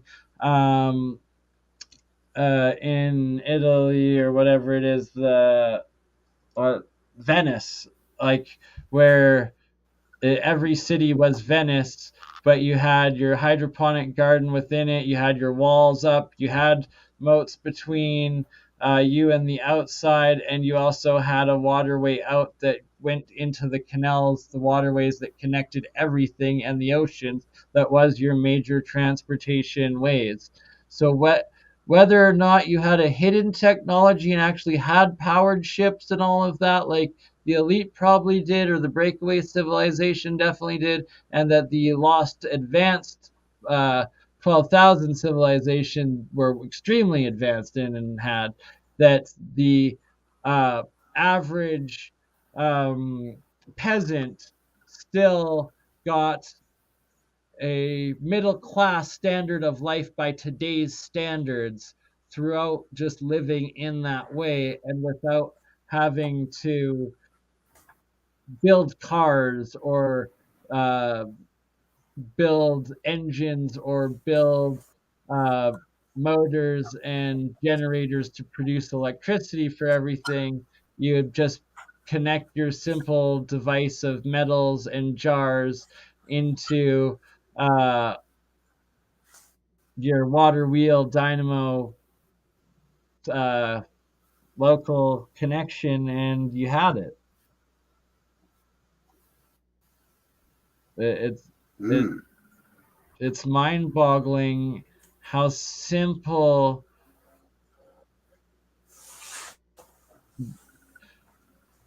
simple that it's all water, but how complex and like efficient and insanely advanced it is in how it would have been applicable and how it would have benefited everybody and like given you this like high standard of life and trading and like global civilization of high standards and like you like the Greyhound bus today or the ferry today, it would have been the same back then, and like accessible to anybody, or trading on your canoe to go wherever if you were like rebuilding or just a survivor or just like after a reset sort of thing where it's all hidden in plain sight that like, oh, these are pretty fountains that the ancients built, they're leftovers from Atlantis, and that's all you would have ever known. Meanwhile, it's like the king, the alchemist, the inner circle, the nobles in that inner wall or that castle that's above the citadel city.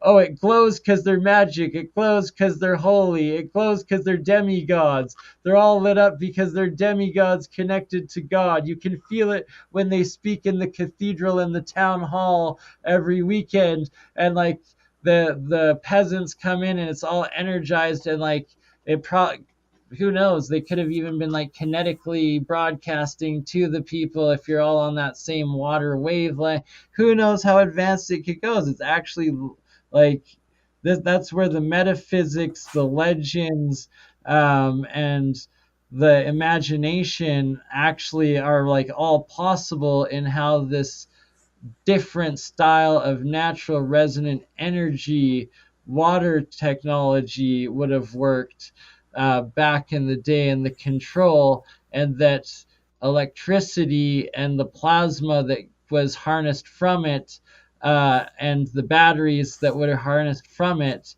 and produced locally just on site and never shown to the public, never exposed, but also you didn't have to have these giant industrial smokestacks showing that you're doing it. You didn't have to have giant mines showing that you were getting the resource to power it. You literally just had some salt and water and a couple extra wires connect and some magnets and copper coils in another wheel that you add plugged onto your water wheel, and all of a sudden your fireplace and your candles that are in the glass light tubes on top, like in your chandelier, all light up at once because you clapped or you touched the trim of it, like the on off switches for like those electric lights back in the day. It could be something as simple as that, and like that you pushed your dynamo on to the connector on the dynamo, or like onto the circuit where it was spinning the whole time before, but now when it's spinning, it's in the rest of the circuit that's able to collect it and feed it into your overall circuit and energy that's everything electrical in your house, that magic, and boom, and it's like, oh, just the kings had it, or just the mystics or whatever this The magicians. yeah exactly, literally magicians, literally the powers of God, like it all makes sense in how it would That's work. all magic is, right? Just misunderstood technology. Right? So no doubt, and that's how they, get to start all these things like religions and that, and get people to worship. Oh, look, I'm better than you because I know where the light switch is and you don't, which is really all it is. But so yeah, I mean, but yeah, this is what we're looking at, right? Like a civilization that was built by thinking that we don't really understand clearly, because what they were doing is, these people from that set, they didn't have jobs, they weren't consumers. Like there's not much that you can put from our civilization against what they were doing. It's completely different. They would have done work, but they wouldn't have had jobs. Yeah, well, they would have. they would have had big their difference. craft that contained like many jobs, but it's like it was on an industrial scale, but it was so simplified, like that, like there's 40 jobs that everybody knows, like you have 40 crafts within your star town or Well, whatever it is, and that each person takes one I of those mean, crafts, and you're taught every if it was aspect. built, if this civilization was built and not created, the only way that would happen, as I could see it, is if people weren't working, didn't have jobs, didn't need jobs, and that way all their time could go into what they were naturally talented at and their imagination and creating Yeah, all these new that's what I'm technologies or saying. new Exactly. things. That's why it doesn't work in a society like ours where no one's allowed to think of what they really want to because they've got to go to bloody work every day. That's why this society's crumbling. It can't go forward. 100%, right? So like think of it like in this design, the entire village's agricultural farm and like all of their crops, like where now we have to have the tractors that go out and like fertilize it, that like lay it, that do every aspect, and like you have to Everything. fuel those tractors and all of that sort of ridiculousness. Where if you've ever seen in like China or like in well, especially in China, and the rice paddies and the rice terraces and whatnot, that they literally have it where the whole town gets together and it's one day of working to plant it, and then once you plant it, it's in the morning. You just have to lift up from the little water canals, like one barrier that then lets water in, that floods and waters your entire crop, and that uh, you just have to then close it at that certain time, whatever, however long it takes. So it's like that's one task once a day that a child can do, and then one task once a day that a child can do to close it, and that the child's job is to like keep the eye on it and can play in those fields throughout the day, keeping an eye on it, and it's almost idiot proof, and it literally took the work But of a child to maintain it, and one day's worth of do you communal think work they'll to want plant to it at the start, and one day's communal to harvest it at the end. And that like it's crazy. And But like so the thing is, with monocropping in any way, shape, or form, all you're doing is destroying the land and ripping all the nutrients out of it. It doesn't last. I don't think they were monocropping it. I think everything was permaculture gardens. I don't think they, again, like this is because everything that we kind of think of, we can only see through our own, society, right?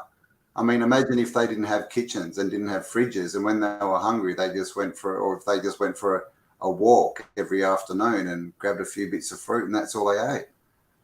well, no, so Campbell, the way Right? we see it and the Imagine you way don't need all this stuff, and of course, when you cook food, you get rid of half the nutrients anyway. yeah, As and far that as they fruit and probably would vegetables. have had communal cooking, communal food prep, and like the communal machines would have been water mechanically Well, I powered. They don't were think they all had these it at big all. wheels. I think, What? In all I of think these food's a towns big throughout Europe, scam. I think, like in like the actual like, as castles and in, like in those old areas, a lot of times like even the abandoned castles today that are in some of these star forts, like they're just abandoned, nobody even lives in them, but in the center are these massive big wheels connected to like where they said that, oh, it was horses that were doing it, oh, it was people doing it. Well, at the height of the yeah, operational, it would have been water kind of. doing it, and so it was everything was so efficient that like it was already being done, and it didn't, nobody had to do like It put was just being labor done into for it. them. See, Exactly, and it if would you have just been have very like, little if maintenance you have to keep it permaculture running. gardens, the whole thing with a permaculture garden, it's nature. You don't need to plant anything. You don't need to pick anything. There's no crops. There's none of that stuff. It's just a food forest.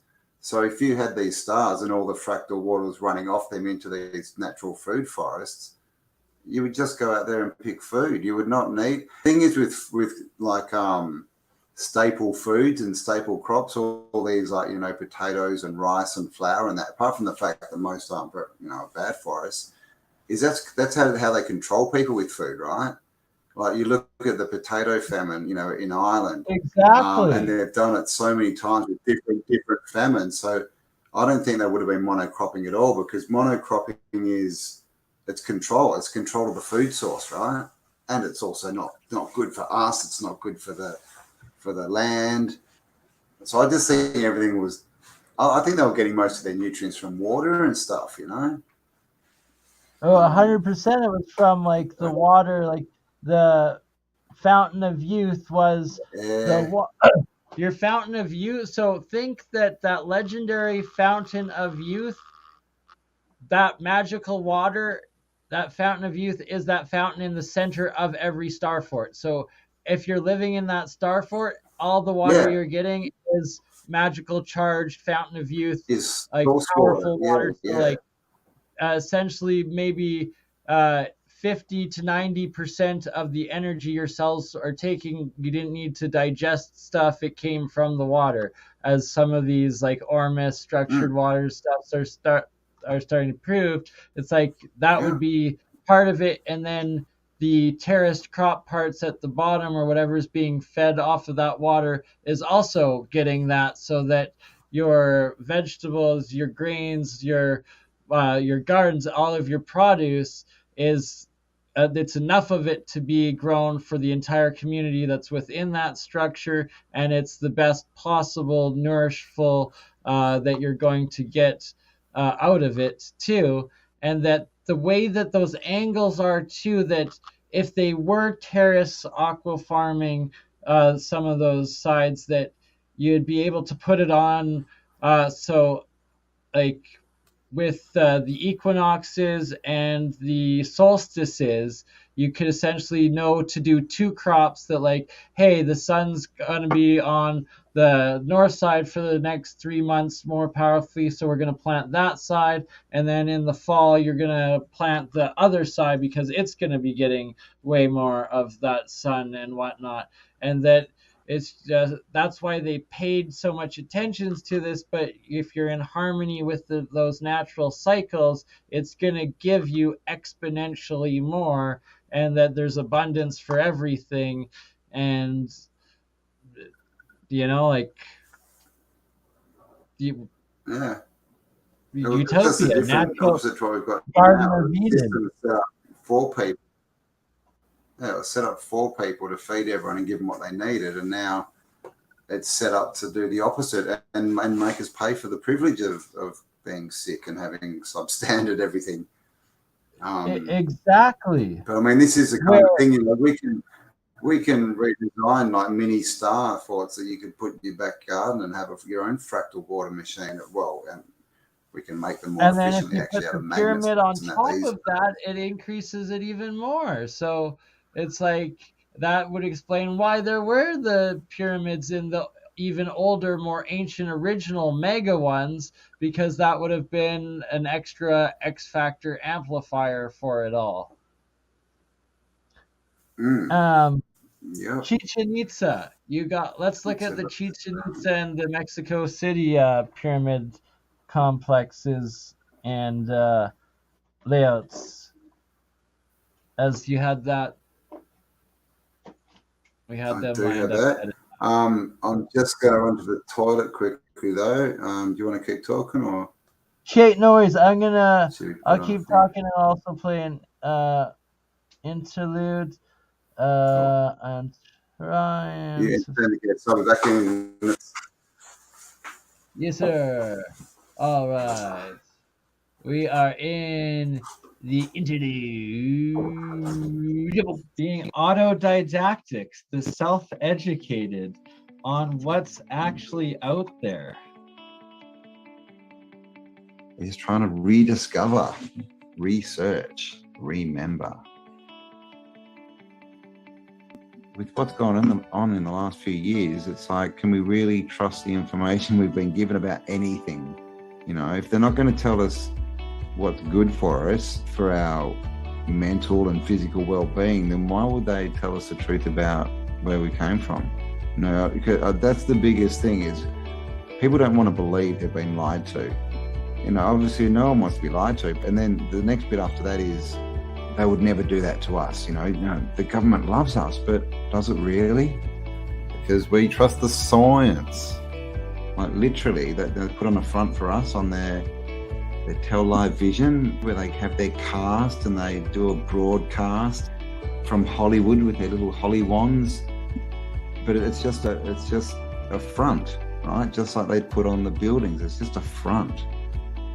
We used their foundations and then covered it with a facade. Catastrophism used to be taught in higher education as the geology.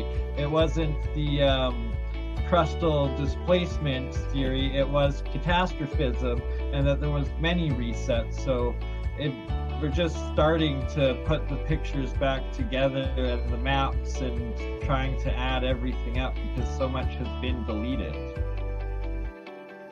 Tartaria. Where did it come from? What's the real story? It seems like, and there's a lot of, you know, debate about the word Tartaria, and of course, you know, we use it because, you know, it's a topic, that's a word people know, but it's the old world. But the more we look into this, I mean, Tartaria, basically in the old encyclopedia says it was basically the whole northern hemisphere at one point. So it seems that it was not a country as we think of them, but more of a civilization, I guess, where there was independent countries, but they were all sharing the same information and technology and working together. Yeah, and then basically over time, during catastrophes, it got broken apart, and those people who like to take advantage, shall we say, sort of jumped in and stole it all. It's the same civilization, that same Slavic civilization and technology and whatnot, or group that later was Tartaria, and then I guess broke apart. It would have been right before the World Wars, right? That would have been the last remnants being wiped out. You know, the censorship that we see now, that's a book burning. That's just a book burning, but done on the internet. Burn it.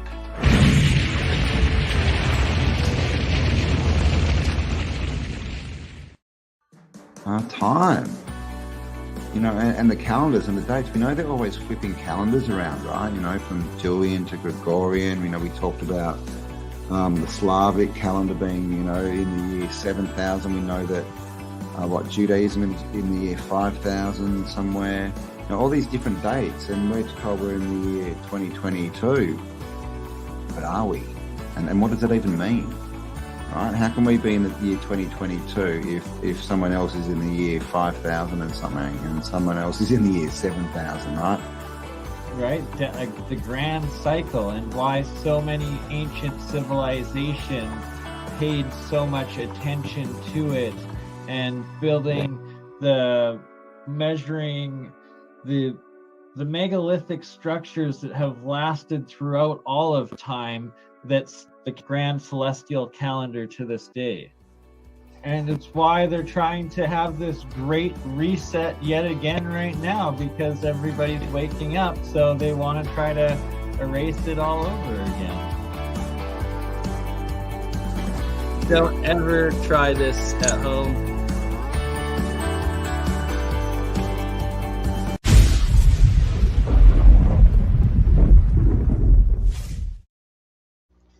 All right, I am currently trying to find this better image of the Star Fort, Portugal. Here we go. Oh yes. Oh yes. I think I got it all to illustrate what the heck I was talking about. Let's see here.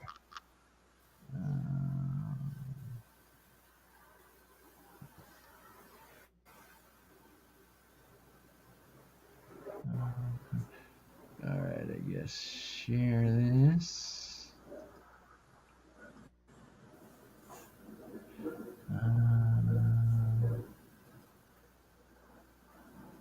Here we go. Now, this we can see. I'm gonna try to save it to get it even bigger. Um,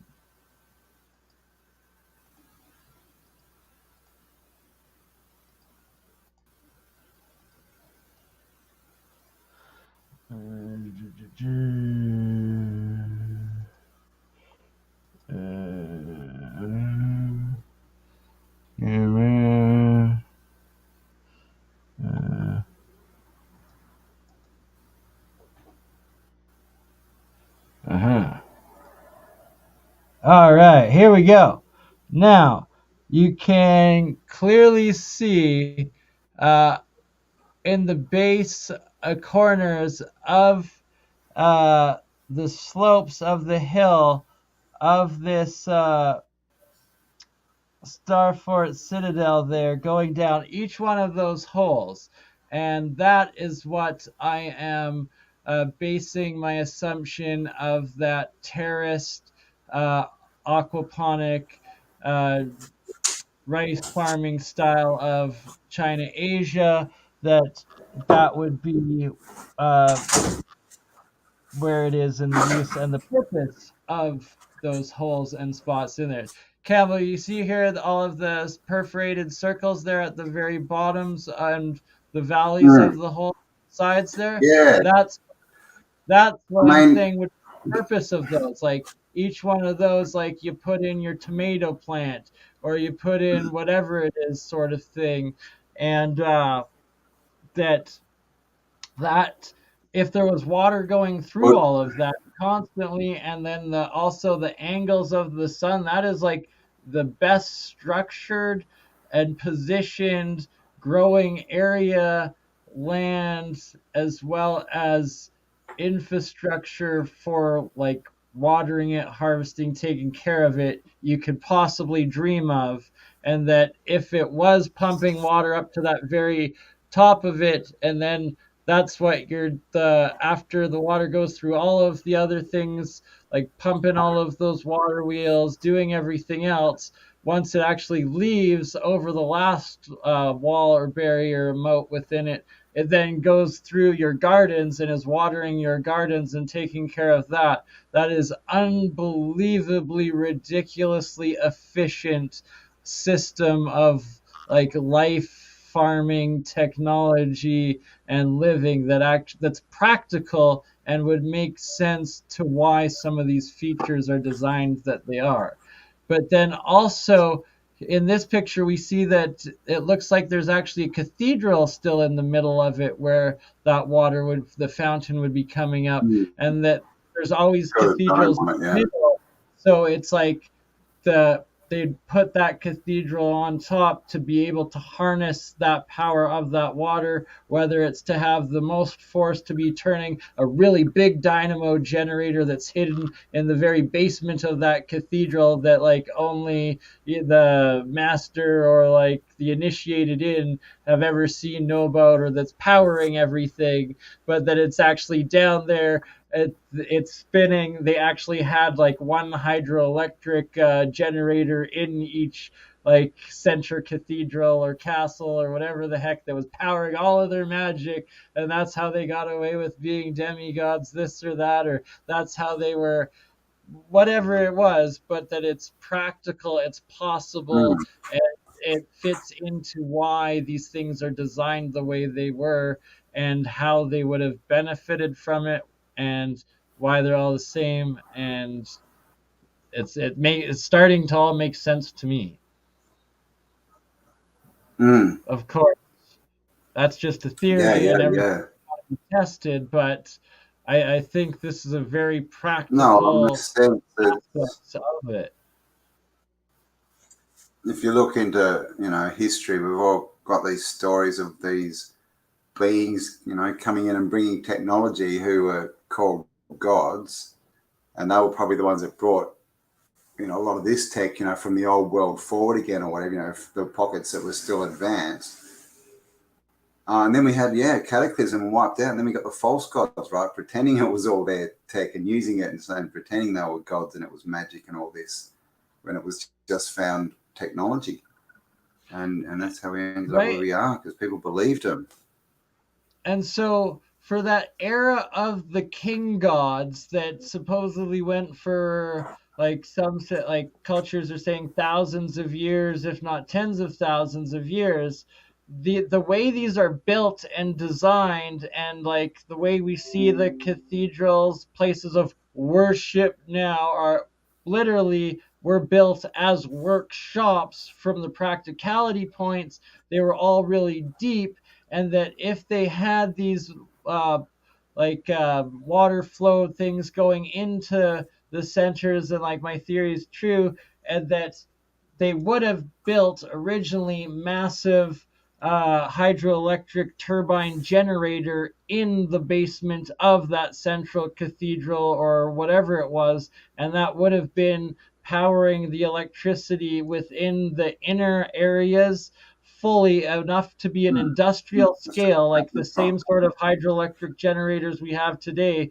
like would generate, with what I'm saying, if you scaled it, it's practical that it would apply enough real electricity on site to power absolutely everything for the elite demigods and whatever they have, while also having it all hidden away underground, never seen, completely silent, not needing resources going in, not putting out any waste or pollution out, like literally perpetually working by just the water going through, and could have been hid, and like essentially 2 levels of civilization where literally peasants and the others demigods that can harness God at any time and strike down, and probably had, at least That's why kings always lived in castles, right, or star forts, because that's where the tech was.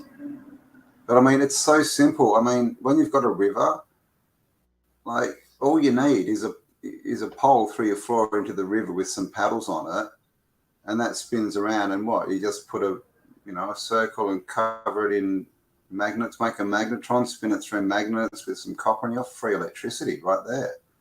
And okay, wow, like now that I'm looking at this even more, so on these first petals, right here, this first layer of petal and the second layers of petals, look at each gap in between there and how that would have been like a little waterfall way down, but also it's like this, where you would have had a water wheel in each one, and each little gap there looks like the bumps in between. Those would have been little water wheels going through, and it would have been water wheels all the way around that they could have been using for mechanical energy, like analog stuff that the average people would have been harnessing, using, like actually industrializing and benefiting from, all the while never knowing electricity existed, or that the inners were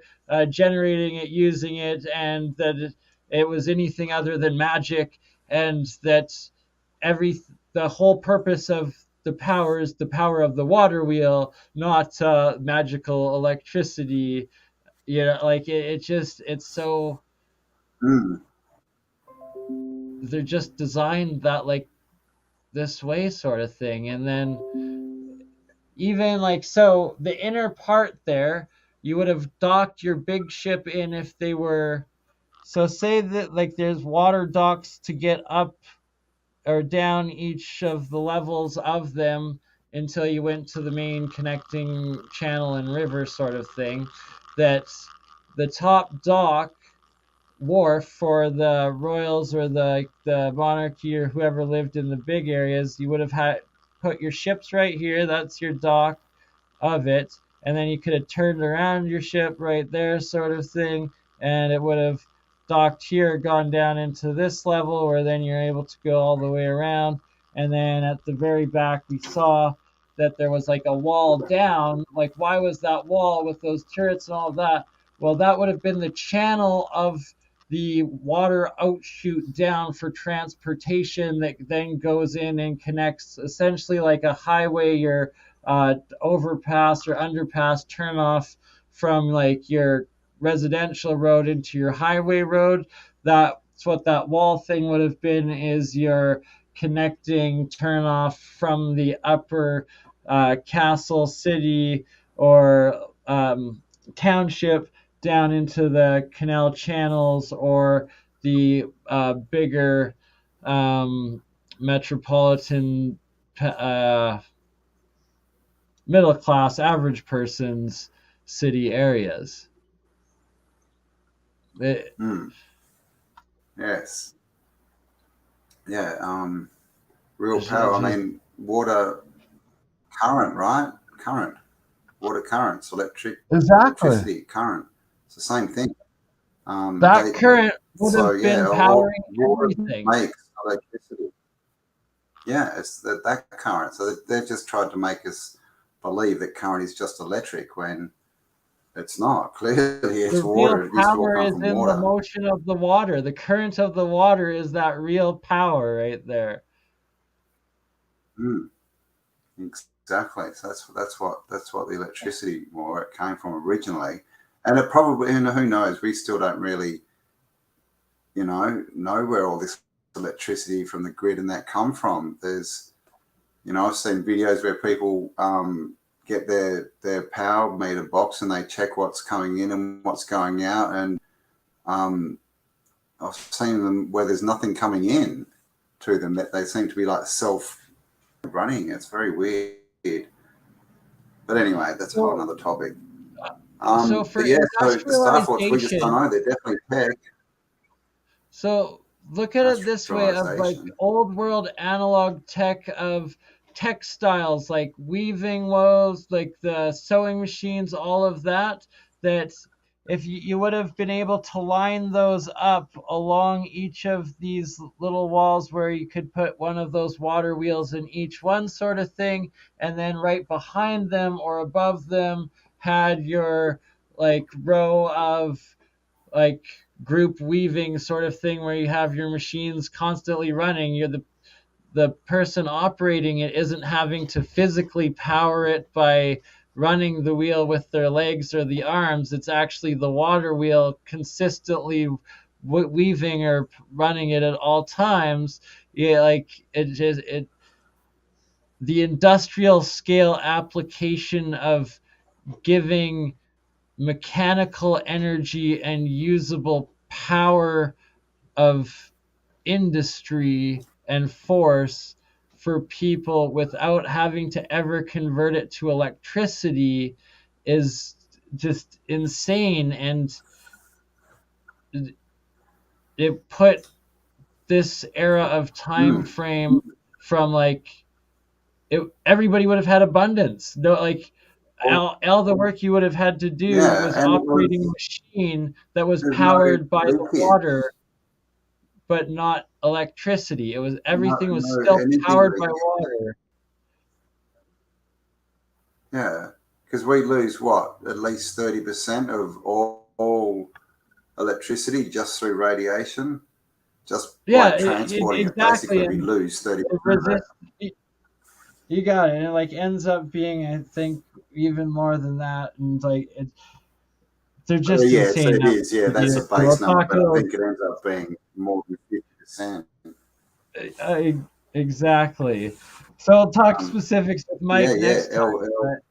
God, and of course, what do? We elect people to power, right? We elect the elves, right? The gods between the polling booths, the polls. So this, so we, through, whatever we think, we still are basically en masse adhering to their system. That's why we've still got it. If you vote for the lesser of two evils, you're still voting for evil. But so much spelling, all the L words, election, polling booths, and we elect them to a term, right? That's so, and then and do we even elect them, right? I mean, God, look what's going on at the moment, you know, and it's a word, right? Elect. That, you know, they used to, that's what they used to call basically the, you know, the Illuminati types were the elect. But yeah, was that because they had electricity, or giving power to, but, and then yeah, well, I mean, self-elect. and that's what they did. They took the power, right? We vote, yeah, we elect people into power. They took the power. So there we go. So, You are a oh, special hello, feature now for I'm 5 big. minutes while I run to the bathroom, and then when we get back, we'll do that Oh, last run through the pyramids, or you can even start with them if you want to. I just have to do a bathroom break now and call lovely Amber and BRB. ooh. Oh, 300 amazing people All watching right, right now. cool. All right, I'll put something on, and then what do I want to put on? I need more videos. Or do you want to just go and have a look? Oh, hello, Paul Cook. How are you going? I've got that video. I'm going to send it to Bernie's going to give me your email. So we were going to look at, if it's here, no, one moment.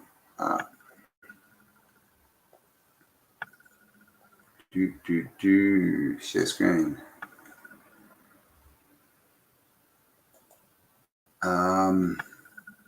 Oh, where's that? That's very old world looking. That's probably in Spain. Wow, look at this. Look at this man-made canal. Woohoo, that's not a river. That's a canal. South America is where? Where's South America? Up here somewhere. No, up here, wasn't it? Chichen Itza. So this is in the Yucatan, obviously. Got to love Google Earth, right? I mean, look how they clearly, obviously, you know, not photos. This is not. And look at the grid pattern here. So they tell us this is all from, you know, satellites, but I don't know. It's a bit dodgy, right? But, you know, this is what we've got to go on. So this is what they tell us is here is in Chichen Itza, all these temples. That actually looks a bit like the Maltese cross, doesn't it, when you look at it from above?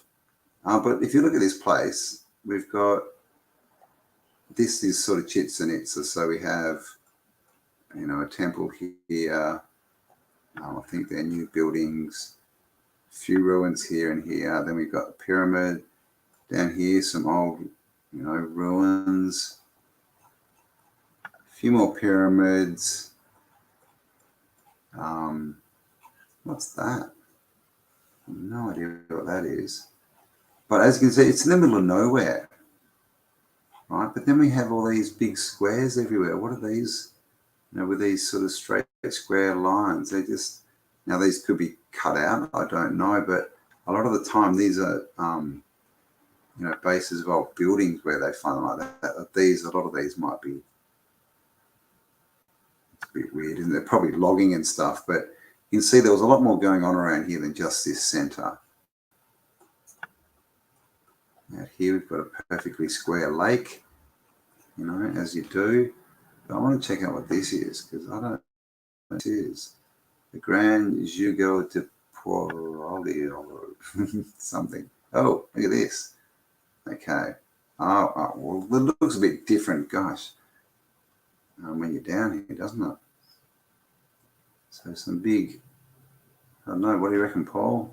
What are these? It's hard to say if they're sort of, if they're bricks or if that's like a covering over something else that's been scratched to look like bricks. Down here it looks like we've got a bit of wear, maybe, is it? Yeah, it is, because it's, yeah, okay, so you can see that bit there. I can't zoom in, unfortunately, but see like how that bit's the original sort of casing, and so all this has sort of come off. So I'm wondering if all this is the same, you know, like a facade of a slurry that's been put over it and then cut, you know, stripped to make it look like it's blockwork that's smaller. It's probably much bigger. Oh my gosh, what's going on here? Look at that. Freaking out. There we go, pyramids. And people climbing up here for some reason. So this is crumbling. Okay, so up in the corner we can see they don't look like blocks, they look more like rocks, more like, and I think they used to use fill in a lot of these buildings, didn't they? They used to sort of build the walls and then fill them with rubble. So I don't know, that's what that kind of looks like, rubble, doesn't it? But these look like blocks. There's a block there, obviously some up here. They look, but see how they're a bit more rough and it looks different to this kind of stuff. But anyway, there we go. Let's exit. Shall we go and have a look at a pyramid? Let's go here. So this one, what is this? Oh no, this isn't the Pyramid of the Sun. Okay, so this is pretty short, and look at all these. So this would have been a building of some kind. I mean, these have got pillars, right? You would think there would be a roof up here, and it's not really what you would call a pyramid. Some more stuff up there. Oh, okay, yeah, right. It doesn't look anything like that, Google. There's no roof there. This one. So this is the one where on the solstice it gets a snake going up the stairs here. If you've seen that before. So let's see, and of course it looks completely different to the picture they give us. But you're not allowed up here anymore. See, this little bit of rope will keep you out. But again, this, what do you reckon, blockwork?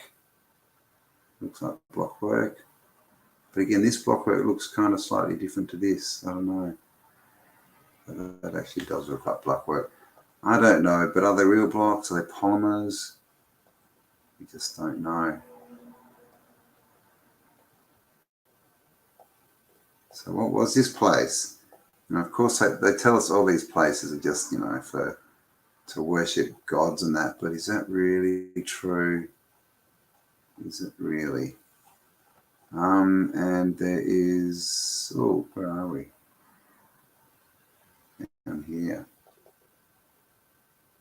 Teotihuacan, even.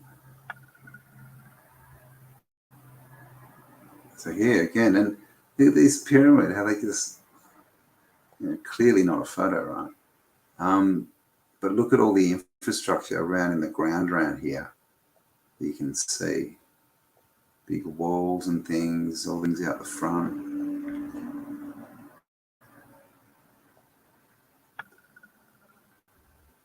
Are they people? Let's have a look. Let's go and have a look. And see, this is what it actually looks like. Nothing at all like the picture that Google show us. So this looking like it's made from rock, right? Raw kind of rock.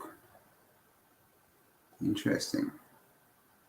So there's like, you know, 2 or 3 different construction types here. And again, is this just a covering, a facade? We don't know. In these doorways, you would no doubt be able to find out. But I haven't been in there. And this man is playing on a big pile of rocks. So that was probably, you know, who knows what they've smashed apart as well, right? Wait, where are we? So that's one pyramid, another one here. So this is the pyramid of the moon, this is the pyramid of the sun. And you've got all that little bits. And this is, of course, the picture that you see where they show like the circuit board. And they show so there should be another couple of pyramids up here, I think. You can see there's all this kind of stuff. Let's go look. Yeah, there's a picture that goes around a lot showing a circuit board, and it's of this place. Oh, wow, okay. Again, this rough stonework, there's another pyramid. So I wonder what these places really, really were built for in the original purpose. Who knows? So there you go. That's Teotihuacan.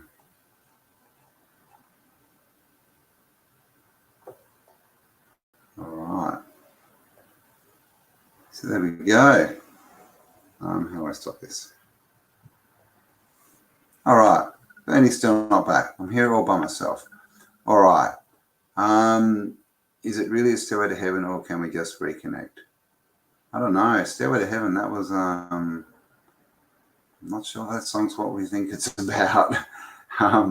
Knowing Led Zeppelin, what was happening with them a long, long time ago. I can still remember. The ground is covered on crystal. The ground is covered on crystal or something. Yes. Bananas don't get sprayed, don't they? Good. I mean, you can take the skin off bananas, which has got to be better, right?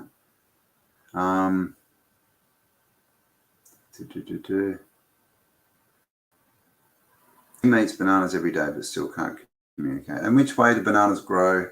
And which way do you peel them? Have you seen how some people think you peel them from the bottom, and it actually kind of is easier. So there you go. It's getting late. This old man has plundered a pilot tomorrow. Lots to plunder. We're on a storage yard. Nice. All right. Thanks for joining us, Victor. Have an awesome night there. Have a night. Dream well. Put a little music on today. Music is good, though I'm having problems. I'm listening to old music, right? Because all these bands that have sold out over the last couple of years, I can't listen to them anymore. No. Can't listen to anybody. Cool. I know. Oh, 3, 2, 1, right as I looked at it. Thank you very much. World. Thank you very much. Thank you. Solved the You do need to look at that. Yes, well, feel free to send Bernie an email. There are links to his channel below. Go there, he'll have an email, send him an email, and we'll have a chat. But yeah, the Voynich manuscript is interesting. I've done a couple of videos on it. Another major part of the electricity in the ancients and it being real and the starts of our modern electricity, according to history itself, are Leyden jars, and the Leyden jars being used as the first batteries.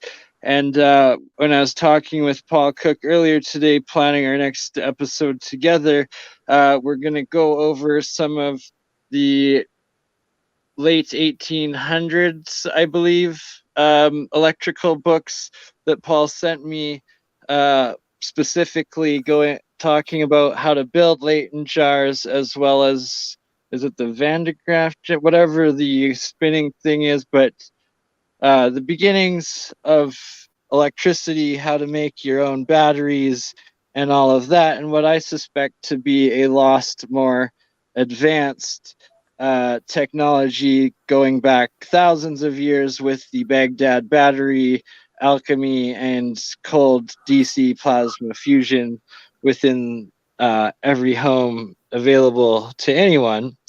And in parallel with that, here are the actual experiments that I've been doing, proving and testing these theses. And I set up these two battery experiment setups earlier today, where it's literally a jar of salt water and a Tupperware of salt water with copper coiled windings, aka solenoids, connected to each other and wrapped around a core of either tungsten or iron as the cathodes going in, and then aluminum or zinc wrapped around the outside of the core as well.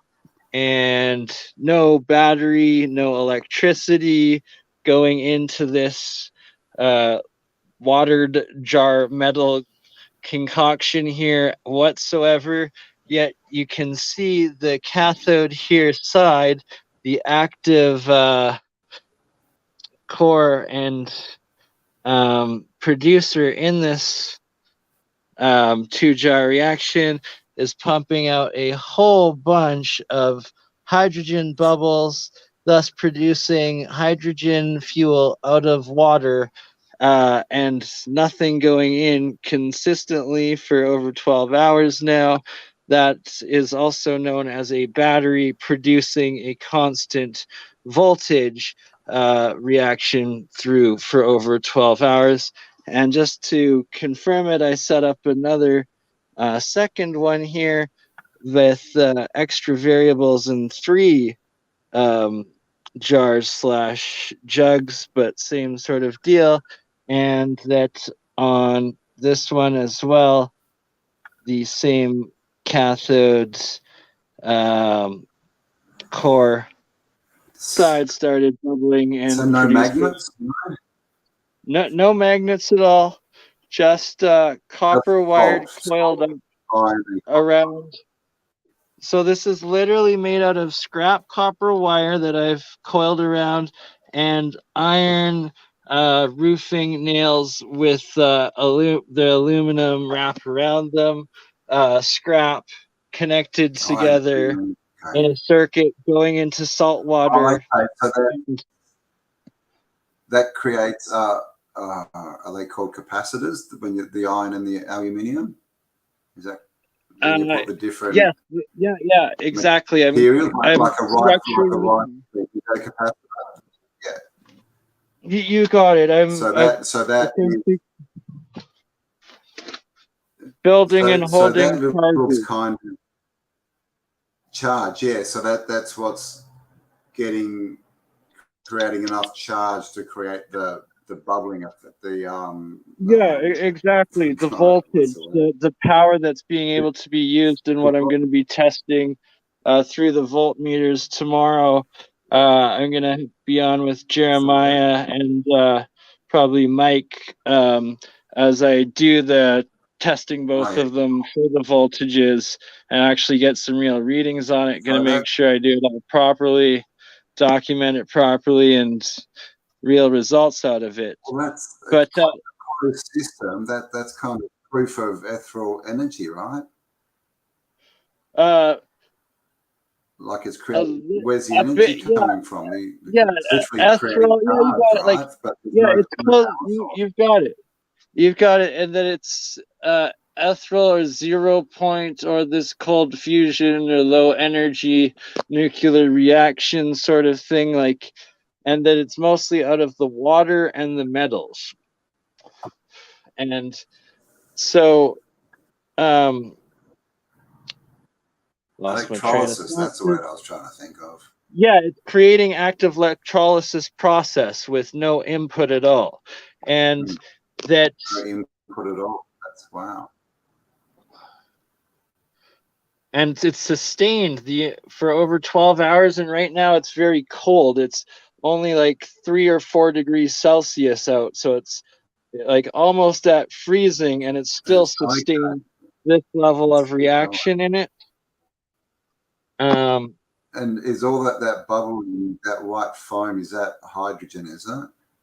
So yeah, it's hydrogen trapped within a combination of a little bit of monoatomic element metal being produced on it, as well as the amino acids from it, because I contaminated it with like my hands, and like my cellular material got into it. And I've shown before, when you put it in your blood or your cellular material, the cathode side, when it's doing electrolysis will always produce the white amino acid bubbles off of it as soon as you put your biological material in. So it's showing that doing that all with nothing else, and thus that is essentially the Baghdad batteries right there in jars. And then we're going to connect the Leyden jar aspect of it and experiment with how I have the monoatomic. So another key part of these, though, is that I also have the monoatomic diatomic solutions at the bottom, and that I have one of the cathode touching it on each one, and the other one just entering the water and also half out of the air. So the differentials between those and the one being immersed in the particles is creating more of the electrical differential charge between and amongst those cathodes that are collecting extra charge. And it's the monoatomic part activating the metals that is producing the continuous energy, sustained charge of the reaction. Is my thesis with it. And really was right, hey? Everything is fields. Oh, 100%. I mean, that's the only explanation for that, right? So Fields. Anyone who fields, the basic understanding to know if someone that's trying to speak physics and technology, if they say everything is fields with like sincerity and force, chances are they've got it. And if they are fighting it at all costs, you know that they are clueless. Balls and waves, man. Balls and waves. But basically, that with a bit of fine tuning, and that is a free hydrogen producing machine, and you can then use hydrogen as a fuel. Exactly. And so one of the next tests and adaptations I'm going to do is attaching a small voltage LED light and like a little diode and like a matching capacitor sort of thing with it, that and see if I can get it to sustained light up the LED. As theoretically it should produce the light sustained for the same length that it's been doing the bubbles now, and it could potentially be like indefinitely sort of thing. Nice. Wow, there you go. And that's a whole nother question as well, right? Is whether they're using electrolysis somehow in these star forts.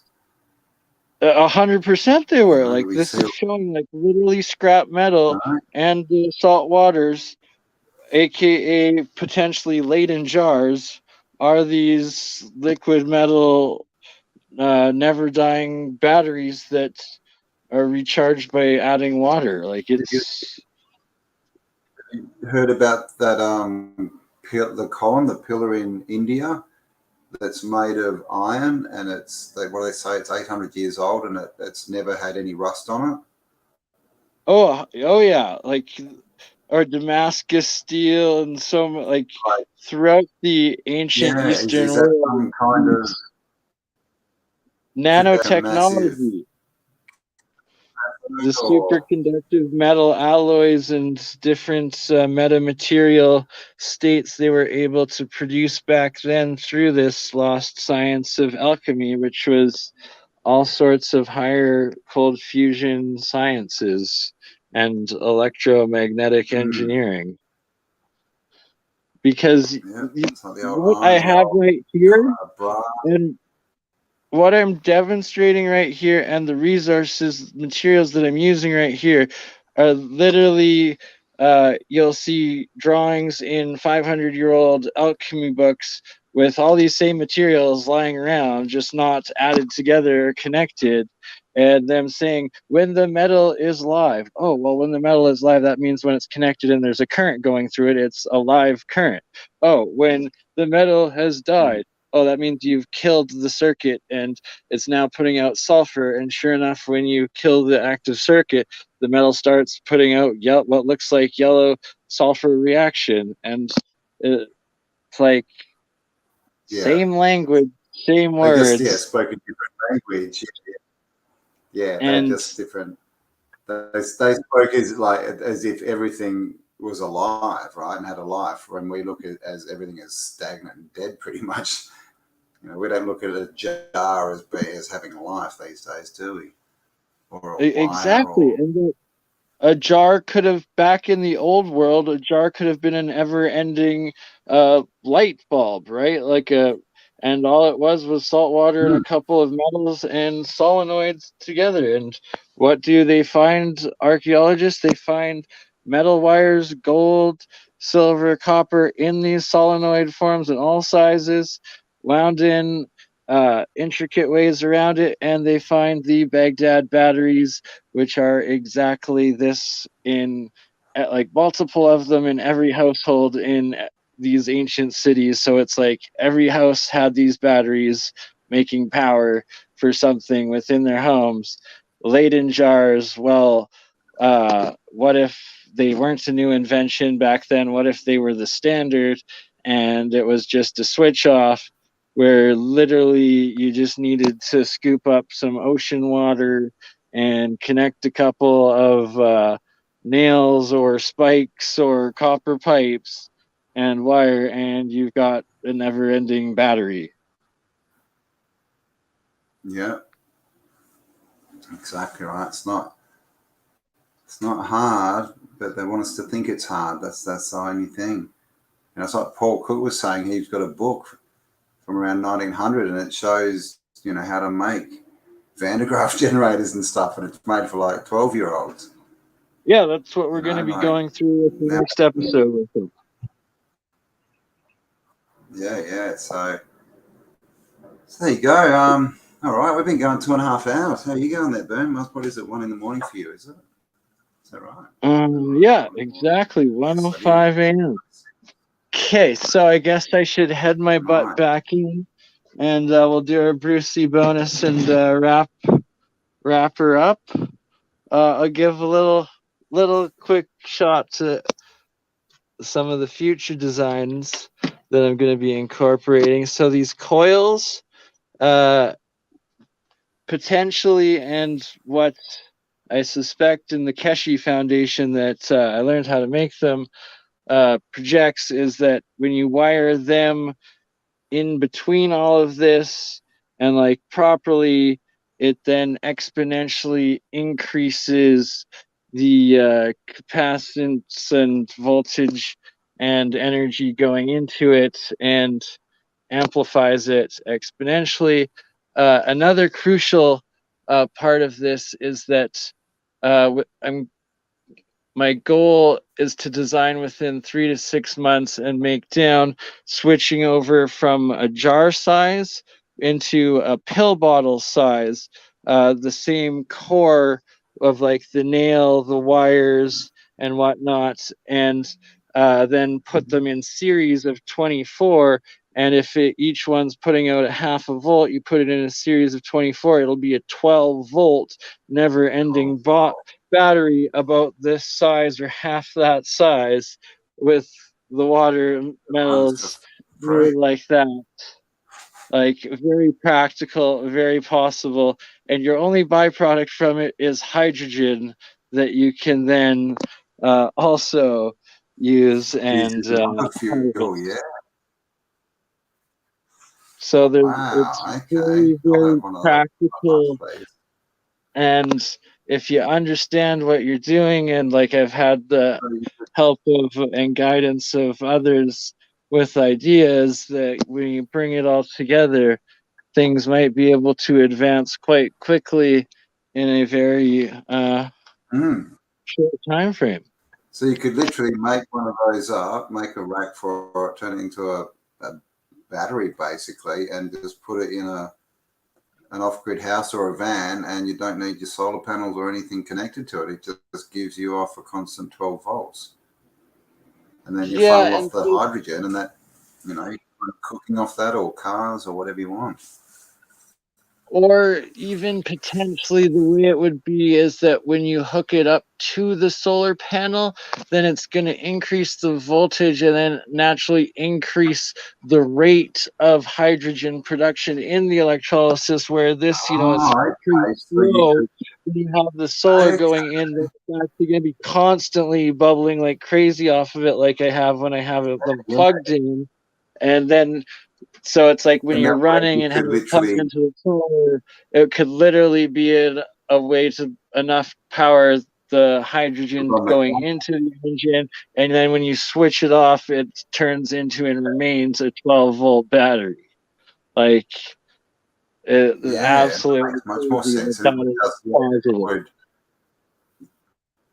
And it would just like make the voltage for the whole system more constant and a stronger sort of system, wouldn't it? And then you'd run your car for free. Far out. We off of tank of salt water, and the only emissions are water. Well, yeah, exactly. Just literally water, H2O.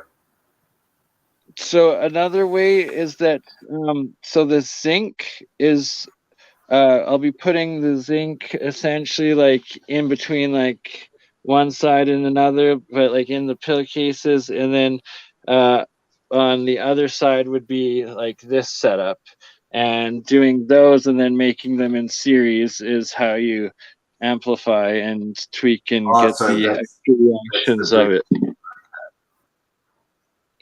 Okay, so zinc acts like as a electric zinc current bridge reaction around the core on it that activates it on both of them, and that's what differentiates the two between the cathode and the anode on it. Lastly, I'm going to continue setting up my former vending tent, now Alchemy Experiment tent, into a vending tent covered with all of the mannequins and my designs and inventory back for sale, plus including a couple of sponsor partner clothing lines of mine, friends that one does hats and one does designer underwear and stuff. And we'll also include the Autodidactic and Australia Tartaria merch into it, and a little extra. You can all support us and get awesome clothing and artwork from us. Okay, I'm gonna shut the heck up and get back in and see you in a second. I just want to see the Autodidactic undies. I think they'd be great. All right. So, Lindsay, yes, we're still here. We've got another couple of minutes to go. So, God, we're going to hit 3 hours. Been a longish one today. Hello, Calgary in Arizona. How are you going? Thank you for being here. Our cloaked unseen world. And boom, July 4th, News Tower. Oh, I don't know what that means. Jay Richie, hello. Yes, Bernie has got some great experiments going on. Of course, don't forget to go down to Bernie's channel in the description.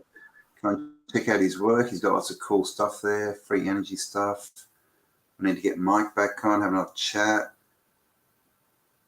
May 19th, my birthday. Well, there you go. Happy birthday for them. Hey, Brian, we're all good. 12-volt built out of 24 modules. If Musk was a genius, his cars would have generated. Yeah, exactly right. Did anyone see, and it's becoming a meme, but someone actually snapped a photo of Tesla, and the dude had put like a bike rack, those bike racks at the back of cars, and it had a diesel generator sitting on there, and so he could power his car as he drove. Like, we're living in meme world. Wow, that's a nice one.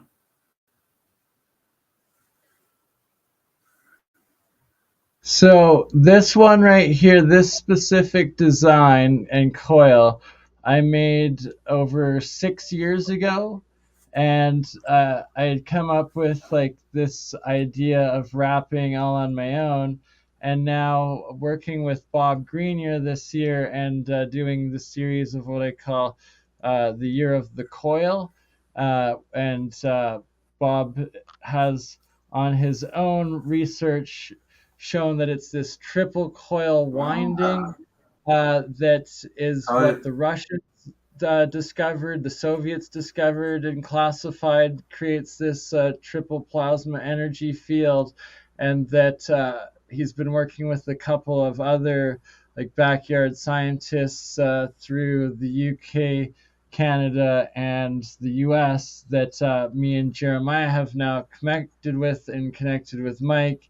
And we're going to be doing the Year of the Coil next update video in the next couple of days and explaining all of it. Point being, I made this 6 years ago, and only in the last year has it come out, the science and electrical engineering explaining the physics behind it, why it works, why you want to make it like that, as well as the people that are actually also making them but testing them, where I never tested them before, hooked them up to electricity, because I knew in my mind, like, you put in the wrong thing, it could explode or do a pulse that like fucks with, like, who knows what. But there's safe ways, and I now am connected with a group of people doing it the safe way that can show me how to. I'm just missing a couple of signal generators and variacs. So if there's any listeners out there that either want to donate to help the experiments continue or have extra equipment out there, please hit me up if you got an extra signal generator or variac, because I now have guidance and a group to start testing these coils with, and that's a whole nother level of free energy potential, and right up Mike's alley, and what Mike with Faraday research has been proving in like his different builds and designs and coils, like his Adams motor, the John Smith, the N machine, and there's a couple more I won't get into. Anyways, that each one, like the first one was like 50% over unity he was getting out of it, and then like the second design he did, I think he got like 2 or 3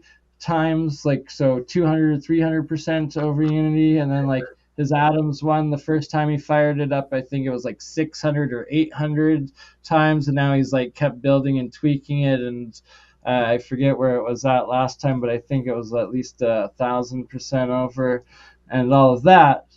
And that there's other guys. So he's established these coils, these systems, consistently different designs, all producing measurable over unity each time with it, and the electrical output of it. And now I've got other people that so for instance, the Keshe Foundation, they put out this advanced design like 8 years ago. I built a few of them, but I never hooked them up and tested them. But it's built to spec, and let's actually like make sure I'll be checking to make sure everything's on spec, and then being able to actually run the test of these different designs, as well as the other more advanced designs. Then things shall get very interesting very quickly. So does the coil, I'm just saying coiled snake, right? There's lots of snakes in those alchemy pictures. Coiled up snake. Is that what that means? Exactly. And like the blue, and they're usually blue and red, and that's your like magnetic north and south, the electrical differential, the two charges, and the corresponding red, blue, white oxidization, molecular breakdown within that electrolysis jar or alchemy reactions. Awesome.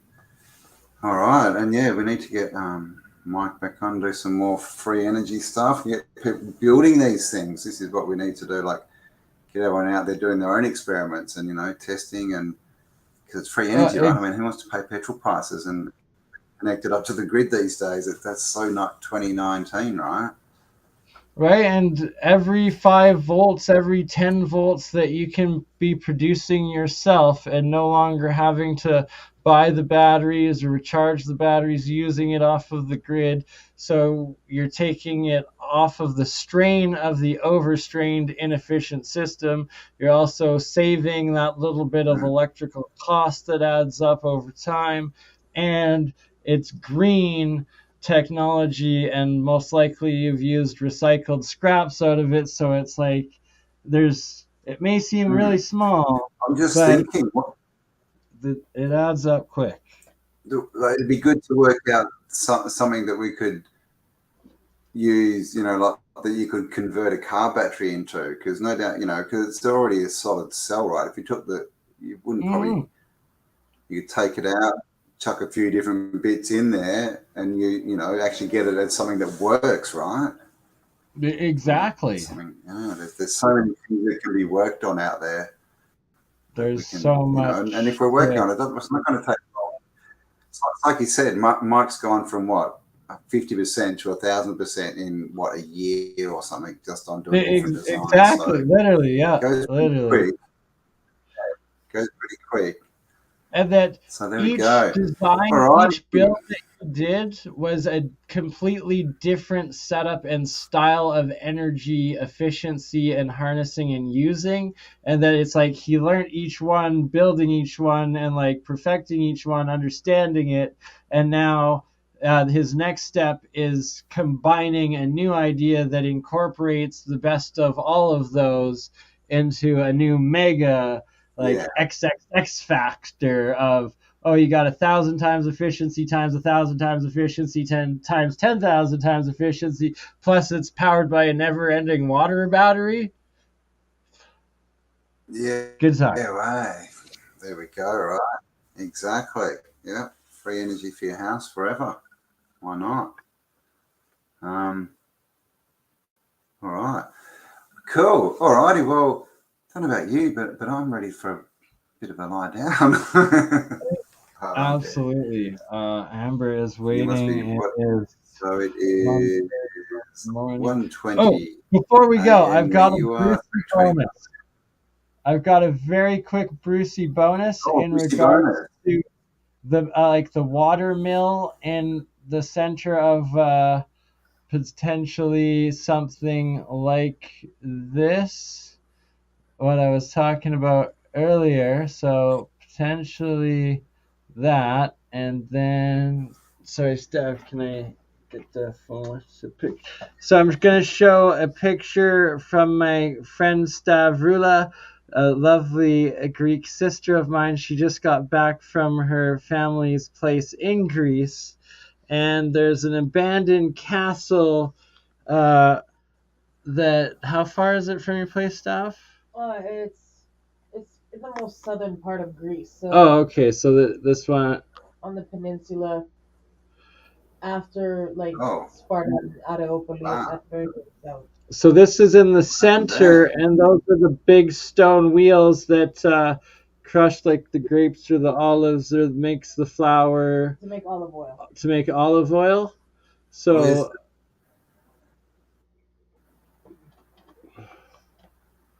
Where's the wheel in that? So in that tower? There are 2 stone wheels. Sorry, I'm trying to scroll back to.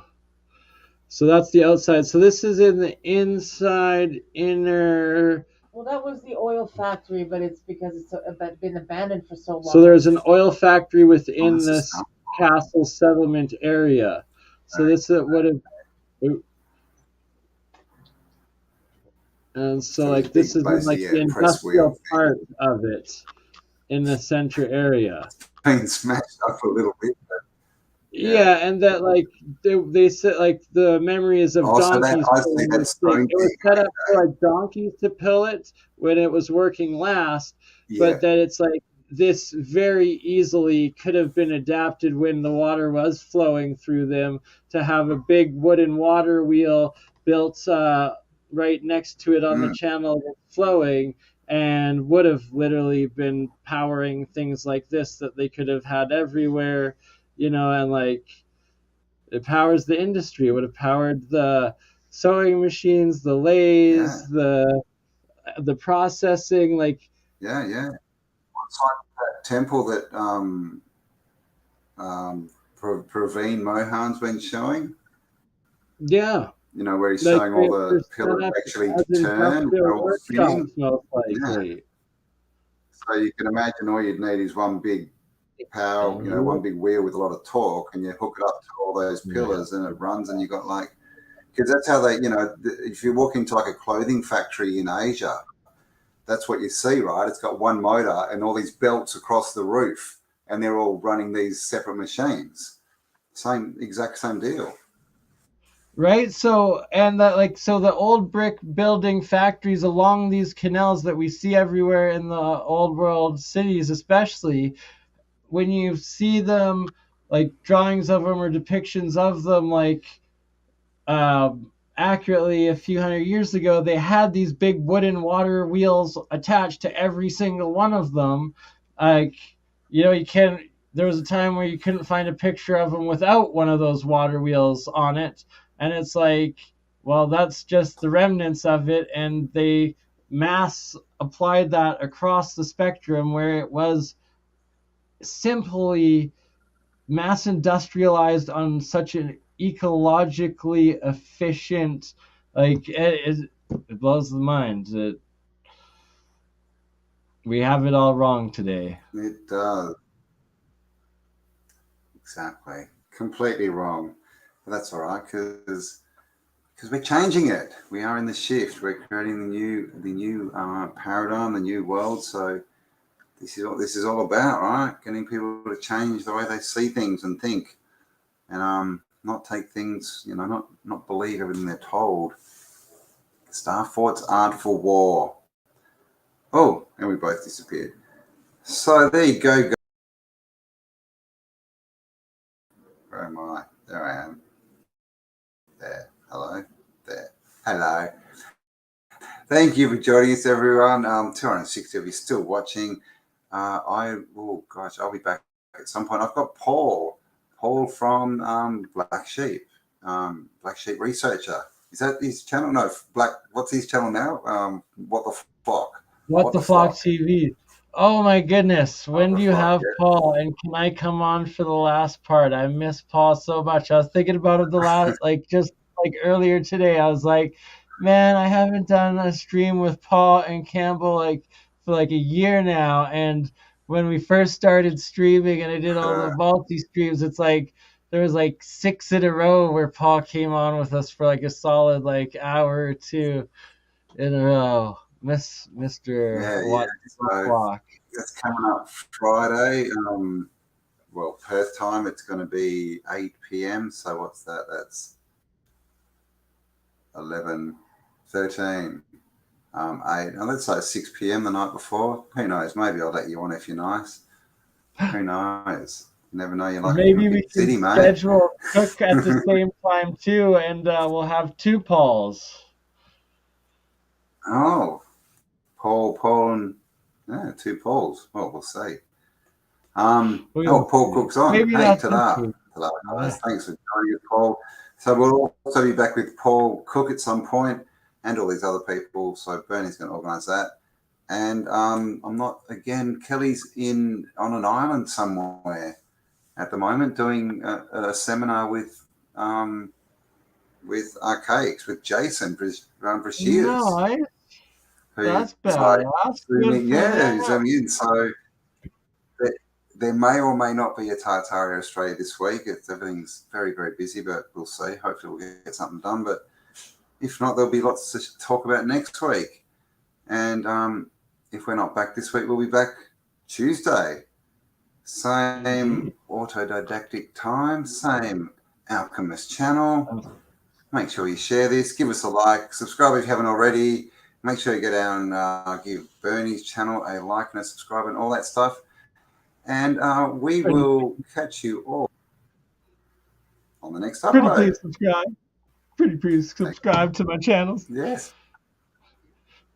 Please. He needs 1,000 people. All right, Ooh. guys. Love you. Stay awesome. Talk to you all. Last on the thing I'm next gonna upload. say. Bye for now. Last thing I'm gonna say. 3 Oh. weeks from now, we are All right. going to this place to explore it and gonna do a YouTube meetup for anybody in Western Canada, North America that wants to come. What we're gonna do is book the motel or hotel in Medicine Hat for 2 nights, but then we're also gonna set up like a camp, like a tent in this area, a little camp in this area, and like do day excursions. And if people want to like try to like actually just camp in this area, I'm still gonna look up and figure out what land it actually is, whether it's private or if it's crown land, which I suspect it is. Either way, we're coming out with all the details, figuring it out. But there'll be like a probably free camping area, and then also option of hotel motel, and the 2 days of exploring this area, taking the drone out, trying to get it, trying to find the balls, trying to find the geoglyphs that supposedly mark in that. And I also desperately need donations to still have to pay for the gasoline to get out there, because we're not quite there yet. I love you all. Catch you on the next one. Go across to Bernie's, send him an email if you're interested. And yes, stay awesome on the next upload. Bye for now.